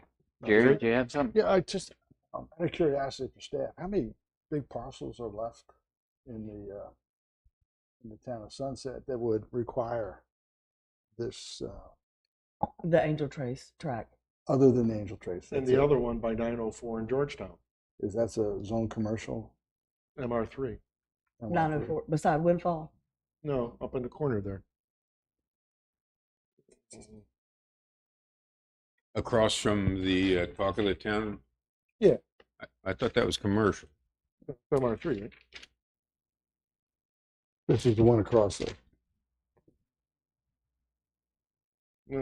No, maybe you're right. It's green, right? Yep. On the inside? Yeah, no, that's No, green. I'm staying corrected. Okay. It's mainland mixed use. use Yeah. MB2. MB2. I mean, I stand corrected. there's probably not a lot, but I would say that, there could always be a request for annexation into the town or, something else that. That's fair enough. It's just, fair enough. Well, just one quick commentary on that, Jerry, is I understood that this probably would never apply to anything, Yeah. but in my mind, this was sending a message to council about Angel Stuart, Trace. I agree. I agree. I'm I just don't really want you to upset beat it to a 8-foot, 10-foot. What are we Right. doing? What you're saying is correct, but so far so good. So Well, just yeah, we can fix something so it doesn't be taken advantage of again. Let's fix it. that's fine. So I did have a question, though, Ron, the way you got this worded. It said sidewalks shall have a minimum width of 10 feet at all locations along the path. Well, I guess the land, So not the sidewalk, I guess. Under the bottom. the sidewalk space. should have 8 feet, but there should be an easement at least 10 feet. Yeah. My intention there was that the width of the space Yes, shall be overall. 10 feet. And what I put think you is got that. I've made a note here Right. where it says except open spaces, using the word open spaces designated for that, it Oh. must be, so we're not saying that it's got to be that width of Yeah. pavement. So Okay. But I can add My- another yeah, clause here. my that says- envisionment was an 8-foot paved path with on a 10-foot wide space of land. Easement. So easement or shoulder, so that there's a foot shoulder on each side. Right. If somebody does have to get off the path, Yeah. right, The nice without thing running about, into the, because there could be a fence there then. well, It could be the between, just like they proposed by moving the backs, you could have 2 backs of property with 2 fences there, because you're allowed rear fences. So you have an 8-foot path and then the rear fence right on the edge of the 8-foot path. yeah. It would be legal, right? Yeah. Be So that at least difficult they'd to be, maintain. yeah, but you could be, so that at least pushes that there's at least a strip of shoulder, I guess. Yeah. Soft shoulder. That was my intention. Whether I wrote it right, it probably not. Okay. The Okay. 8-foot path Good. is nice if they do the combo thing, if they take out 2 sidewalks and they put the 8-foot path on one side. The 8-foot actually fits in the right of way. Mhm. So once you go to 10, now it's bumping outside the right of way. So then you get into sidewalk easements. It gets more complex. So I guess, do we need a vote or anything to instruct staff to go ahead with producing a text amendment, or I the sense of the mean- board is clear enough? If I can go through these suggested modifications, or if you want to bring them back and, to make sure you're comfortable with them, you let me know. I have, 4 or 5 modifications here. Well, I would like I guess, a text amendment written up so that the board can look at it next month. You got it. If they choose that it's good enough to go forward, I'm fine with the three people here doing it if they want. You mean this is going to say in planning board, not be sent to council yet? Is that Correct. I think we want a formal text amendment voted on. That's 10-4. That's Yeah. properly written. Yep. I mean, this is pretty good. You guys have done generally fine. Right. And so I was just hoping to do this now so we don't have to then get one, make a lot of changes, that now you have enough information to create one. I'll put together and include also a consistency statement for our Exactly. So if next they're fine meeting. with it next month, they can vote to proceed or not. If they're not, then that's up to the 3 that are here. Unless we have a forum. We'll talk about that on administrative. You won't be there. Right. And that meeting will be on the 16th. Of May, I believe, yeah. Okay, so staff will provide the board with the proper language for either adoption or whatever. 411, I believe, is going to remain as is.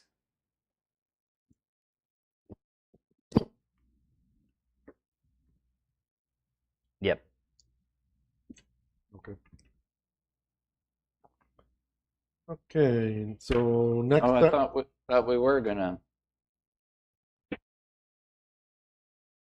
Well, no, But- I guess. I mean, we can discuss it because in the other section, we made it clear that, Sidewalks in the right of way or not, right, do Right. not count. right. I just noticed it at what appeared to be a conflict to me, that you can then pick and choose which one. I mean, Yeah. so it's yeah. fine leaving it that way as long as it's corrected, I guess, the other's fine. Okay. Okay. All right. Last but not least, is sort of my thing, I guess, is a discussion on major subdivision traffic impact study.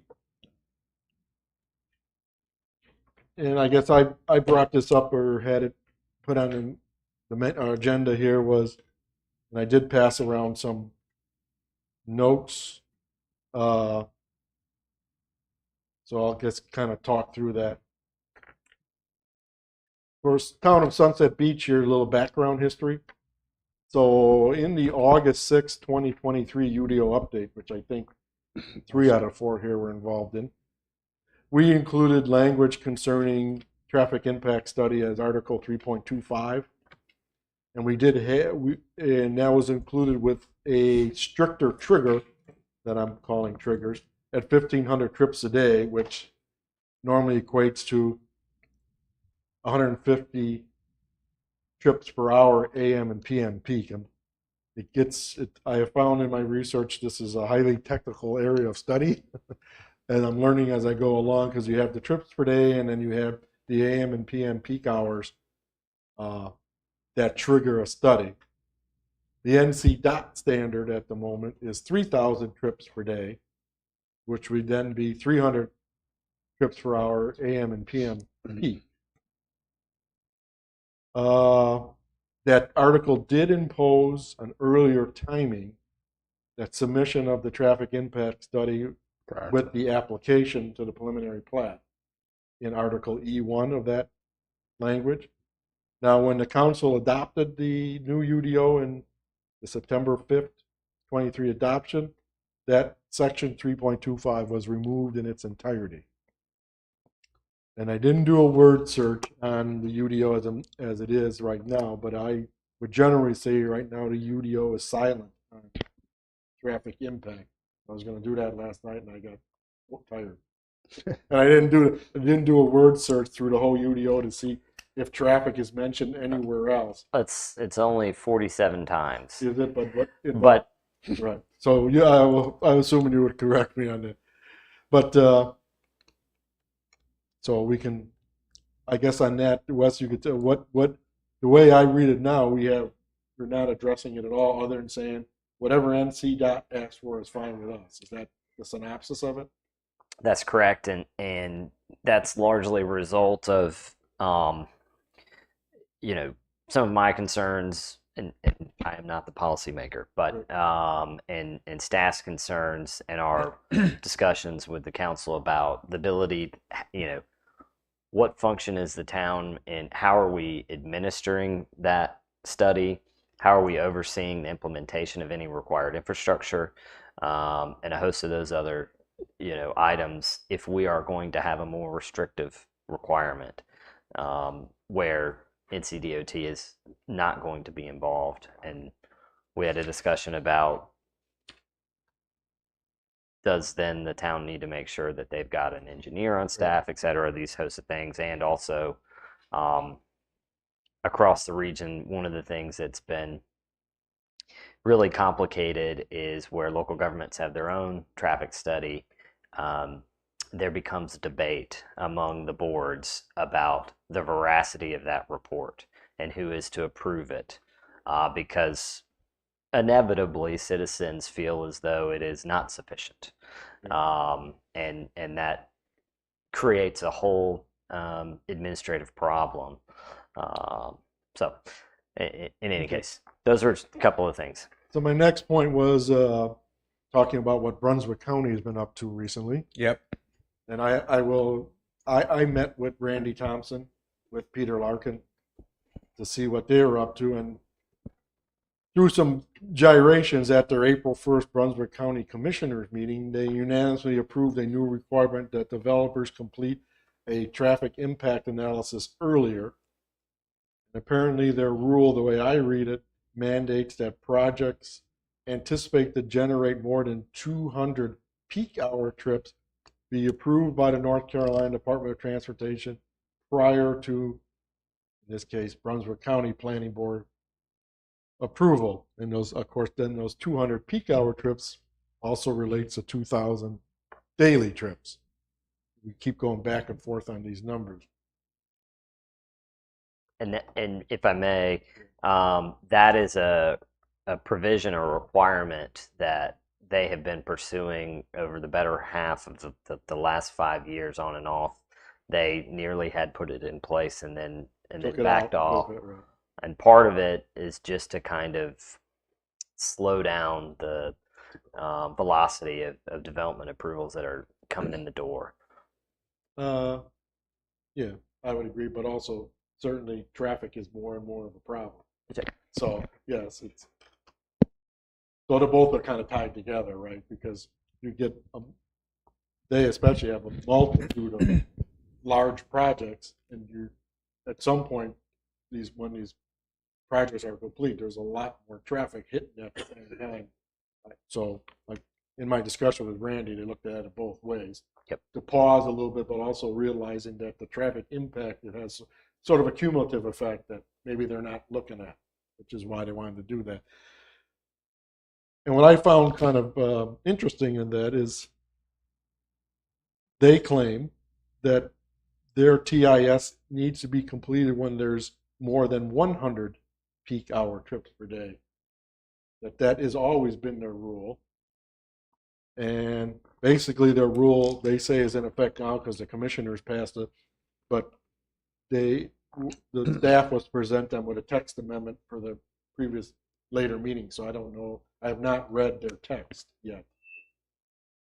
So now for us, now part of what Brunswick County did, they had two gentlemen come in, at least according to what I could read, and Mr. James Scott, who was a transportation planning engineer, and Mr. Ben Hughes from the NC DOT gave them a presentation on traffic impact studies, the process and how it works for new development. So I was wondering whether we wanted to pursue something similar, because I found this, I say, it's a very complicated process, and whether we want Sunset Beach to sort of mirror what Brunswick County is doing. Which means either recreating or restarting the process to recreate an article. Well, the issue, and you summarized it really well, because I read what was going on at the Brunswick County level with interest. The issue for me becomes, absent a DOT study, it's difficult to say to a potential developer how many additional households are really going to create a problem. So it's now, the way it works is, okay, we give a plat approval for a certain number of households, and then we get a DOT study that says, okay, this is what the impact of that approval is going to mean. And it seems to me that ought to be reversed. Right. So that's why there's, like, say, there's a couple issues that I kind of laid out, three of them. There's the issue of timings. Yep. When this should be done. And then there's the issue of triggers, what triggers one to be done. And then the third issue, which is really tough, is what's called level of service, the LOS, when mitigation is required. Stuart's shaking his head, so I must be okay on what I'm saying. So, Oh, yeah. So to me, I think that's the things we should look at and may need to be looked at separately. I kind of feel strongly that the Brunswick County is on the right track with the timing thing. Yep. How to bring the two things, what they're calling the scoping request, which is this form. This is the NC DOT form that they fill out. And that's what's called the NC DOT Traffic Analysis Need Screening Scoping Request. That, in my mind, what I'd like to see is that when we get to every major subdivision, every rezoning request, every mixed use, that this has to be included with the application. Because no matter what the triggers are, how do you know that they're under the triggers unless you see this? Yep. Right? We could come to the end of this and someone say, well, where's your traffic impact study? And I said, well, we were at 290. Yeah. Well, 299. yeah, we were at we were at 2. So to me, at a minimum, timing, this needs to be done with the application for, and I don't know what the wording, major subdivision, rezoning requests, mixed use development, I mean, not for a single house, of course. So what is that? And then, because if you look at this form, they have a checkbox on here saying a TIA is requested by local government. So it seems like NC DOT appears to be open to local government mandated traffic analysis. Even if it doesn't, and I don't know if they have some limits to, then you get into the triggers, like only when it's at 3,000 and 300, or because Brunswick County seems to infer they get them done at 100 peak hours.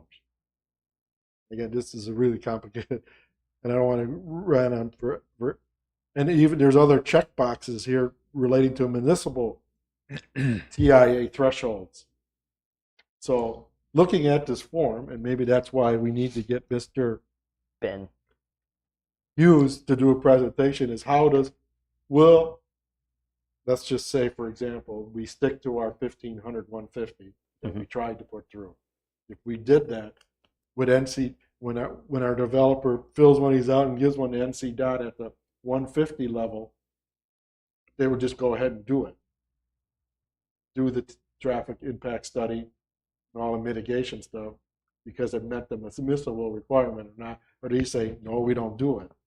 Because if they do it, then there's no cost to the town. Sure. It has been my experience, it's been the latter, but it's certainly something that we can, you guys can request for him to be present. And to some, I mean, I think the timing thing solves one problem and possibly creates others. I'm kind of the mind, let's solve this problem, and if we run into ones down the road, we'll jump off that bridge when we get to it. I mean, it would give us some insight and standing when we get into a discussion as to, and we're going to have this with Logan, is how many units? If we have a traffic impact study, we have some empirical evidence as to the viability. And to some extent, that's still a judgment call. But at least we would have some empirical information that could be part of the discussion prior to an approval as opposed to after. Stuart, I guess at this point.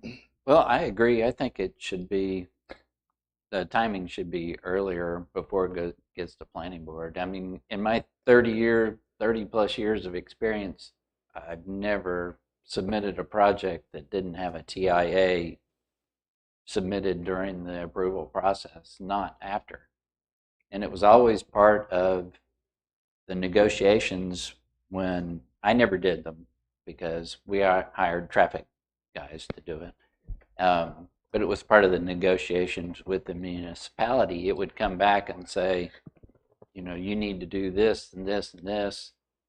And then I could go back to the traffic guy and say, well, if we dropped 10 units, would that get us to, this threshold? And, or if I add another entrance, does that help? And, it was all part of the process.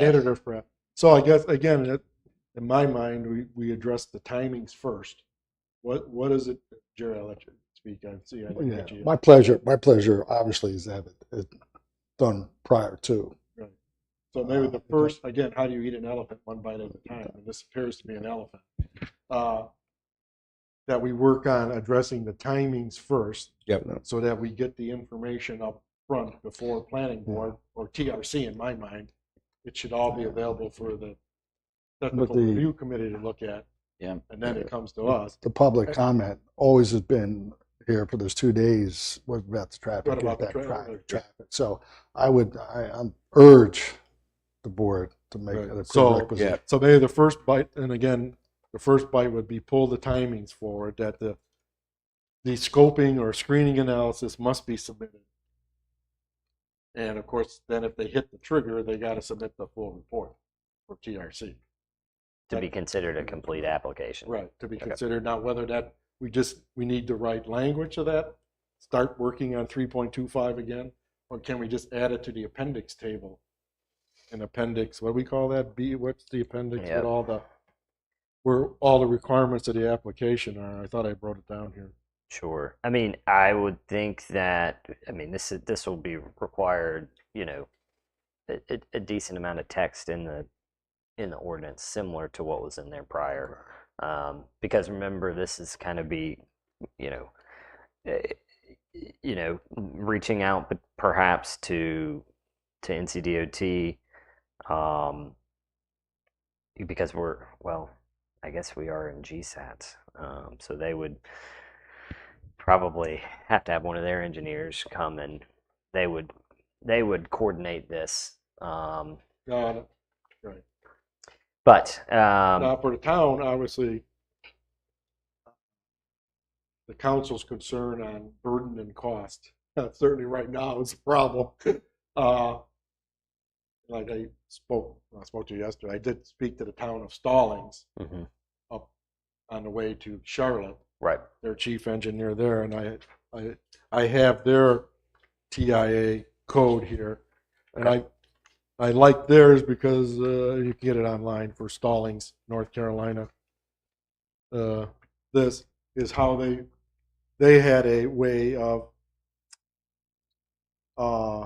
they had basically they have a number of assigned engineers that they've have On not working for them, On but call. they have on call, and Yep. yes, thank you. They have a couple of on that will price this for the developer, and they pay them. So the developer pays. right, they can either choose their own engineer and just pay the town's approved on-call engineer for the review, or if they don't want to use their own, they can. So they had an interesting way of making sure the burden and the cost is not on the town. However, Mr. Parker, who's their chief engineer, says the town still needs somebody that has some basic knowledge of these, just like Stuart was saying. Yeah. So there is probably still some burden on the town that they have knowledge so they can understand what they're reading, obviously. So he said yes.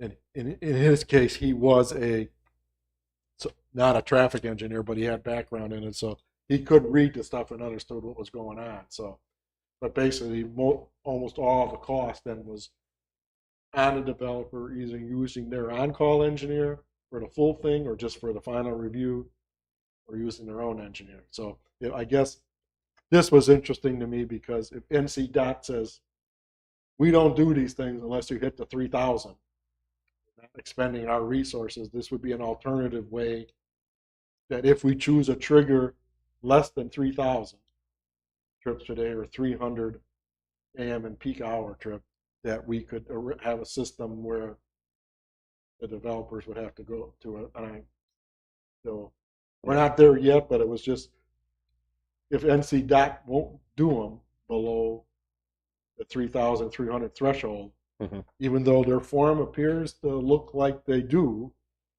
I was a little surprised. I mean, their forms have boxes on there allowing lower thresholds, municipally driven. So if they say, if you pass a law saying 1,500 and 150 like we had, well, if they check the boxes appropriately, we'll do them. Then it's not an issue. We just have NC DOT do it. I can But I can it confirm seems to that. me that the answer to that would be unlikely, but maybe they do. Maybe they have legislation that they must. I don't know. But that we can hear from Mr. Hughes or whatever his name was. Well, I think in the best of all possible worlds, we would find a way to lay these costs onto someone else. But I will say this, if the community feels like this is such an urgent condition to add additional assets to the community, there's a cost. Right. Can't have your cake and eat it too. If you want more vigilant overview of what we're allowed to build here, it may be in the town's best interest to hire the assets that we need to come to some empirical Maybe our new idea planning of, director will be a traffic engineer. yes, But anyway, in the best of all so possible I don't know. worlds. I was just trying to bring us to a point that we are at least. I guess the question mine: do we want to take on this elephant at all? Yes. And then my recommendation is to take it sort of one bite at a time, unless you feel there's no other way to do it other than the whole thing at one time. Whether we can say address timings first and triggers and levels of service. I won't even talk about levels of service. Folks should look it up, but there's a little. Got to hear. There's a little picture that's put out on what levels of service look like, what LOS A, B, C look like. I mean, NC DOT is D. It has to drop below D, which is borders on unstable before they mitigate. So, and then the other issue for Sunset Beaches, which I'd like to talk to their NC DOT traffic engineer, the AM and PM peak hours is calculated on school days. And I'm not sure that's appropriate for a vacation town. Should be beach days in July. Yeah, if you look at my notes, I did that. I picked the Saturday closest to the independent, because our peak traffic is probably not in January on school days. Well, No. that's and their traffic branch no longer does seasonal counts, which they used to do. So, to your point, or to your question, Mr. Chair, about doing all these three at once, I think for you guys, if it is, something that rises to the level of importance, you could merely proceed with an amendment to, if a NCDOT TIA is required and they meet the 3,000 threshold, then it's got to be submitted alongside any application. And that is a simpler, initial step, but it can all be done together. But if you're going to be more restrictive, below that, then I would think that it needs to be looked at more comprehensively. That's why my thought is to do the timing part first, bring the scope form in on everybody, because they have to prove they're not hitting the trigger. And then when they hit the trigger, their TIS must be done with the application. So in my mind, we should get that done first, because I think discussions on triggers, levels of service, what the peak it is at, is a multiple meeting, multiple months process. Because as I started researching this, and I'm not a traffic engineer, I'm just a mechanical engineer, it's highly technical, and we need to educate ourselves before we make any policy. But sort of mirror, unless we just end up mirroring what BC comes up with. But maybe in the short run, planning for the June meeting is to look at something that pulls in the screening for everybody, major, big. And if they hit the trigger, they must have pull the timing into with the application. Might be, in my mind, a good first bite. And then if we maybe structuring it such, I think we got 315 or through 3. We got a whole section of open area that we have to expand beyond it. Then we take that out as a more exhaustive process that may require a presentation from those folks. And I think so. We're not going to reduce the threshold in this initial. I don't think we can. I don't think we know enough. Okay. I've been working on it for a few months now, talking to people, and I don't feel I'm nearly know enough. Okay. Jerry? Mr. Vice? Stop it, wait. It's just for one meeting. Come on. Nice. No, I think there's got to be some type of prerequisite time verification. Stuart, you think you agree, right? Oh, yeah. I agree. So, is that sufficient direction for town? Lisa, you're okay with all that? I realize we're and stuff, so certainly not for next meeting. I wouldn't even change something to the June meeting, if possible. Anybody have any questions on my notes here? Everybody No, got that? well done. Yeah. Well done. Yeah. Well No, done. that was I very don't know what you informative. Thank guys you. had for level of service up there. D also, or D. because D is So trafficy. that level of service is more complicated than just their pictures, but Right. because they're taking the highest traffic point, so the worst condition on the worst day is in theory what they're doing. So when they apply the level of service, it's that worst day, worst condition. It's not, that level of service is not every All the day. time. It's on the peak. It's the worst. The worst case scenario. It's the worst condition, because what they don't want is gridlock. So what they're trying to eliminate is, really horrible traffic pattern. Okay, so we'll move forward that in a step-by-step manner. We sufficiently bored the public. Second public comments. Anybody have? We have one public here. Todd, any comment? Anybody else for public comment? Okay. Hearing no public comments, the last thing we added was any other administrative issues, which I guess in this case, the only thing I had in mind is, of course, I won't be here for the next meeting, so Jerry will conduct the next meeting on May 16th, 18th. 16th, 18th, whatever it was, whatever the proper date is. And then obviously you guys, the rest of you have to be here to be a quorum. So if you're not going to be here, notify Lisa No, May as early as 16th. possible. May 16th. And I guess if anything comes up to the town for a TRC meeting, notify Jerry if it's going to come to that meeting that he be involved in the TRC. I have no sense of me going if I'm not going to be here. And when you go to a TRC meeting, everybody, you're there as an observer only, observing, taking notes, not participating. asking questions. That comes to this thing. We're just there as information gathering. Why are you looking at me? Because you have a hard time not injecting. You have a hard time not injecting. So we're there as an observer only to collect information to be given to the rest of the board when it comes before the board. And then I guess any progress on our 5th ETJ member, and then that you can allow to disclose, and any on a planning director that you can disclose. No, it's been advertised a couple of times. We will contact the county because the county actually does the appointment for the ETJ, and make them aware that we are again without an ETJ representative. Have we seen candidates yet have come forward, or No. still no? Okay. It's always a hard one to fill. Yes, it is. And do you want an update for the planning department moving forward? Sure. Um, Whatever you're allowed to disclose. the town council has decided to not fill the full-time planning director position at this time. We're going to try it for a year and see, with the Angel Trace track being the largest track in town that will be developed. The council and I just don't feel that we need a full-time planner at this point. What we are going to do, which we already always do, is contract with Wes and the COG to provide those services to us.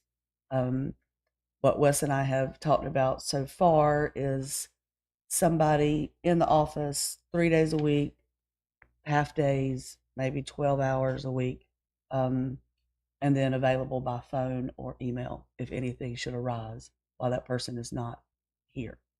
Is that about right? Yes. And their role would be, Planning director. but I mean, what are they doing in that 12 hours that they're here?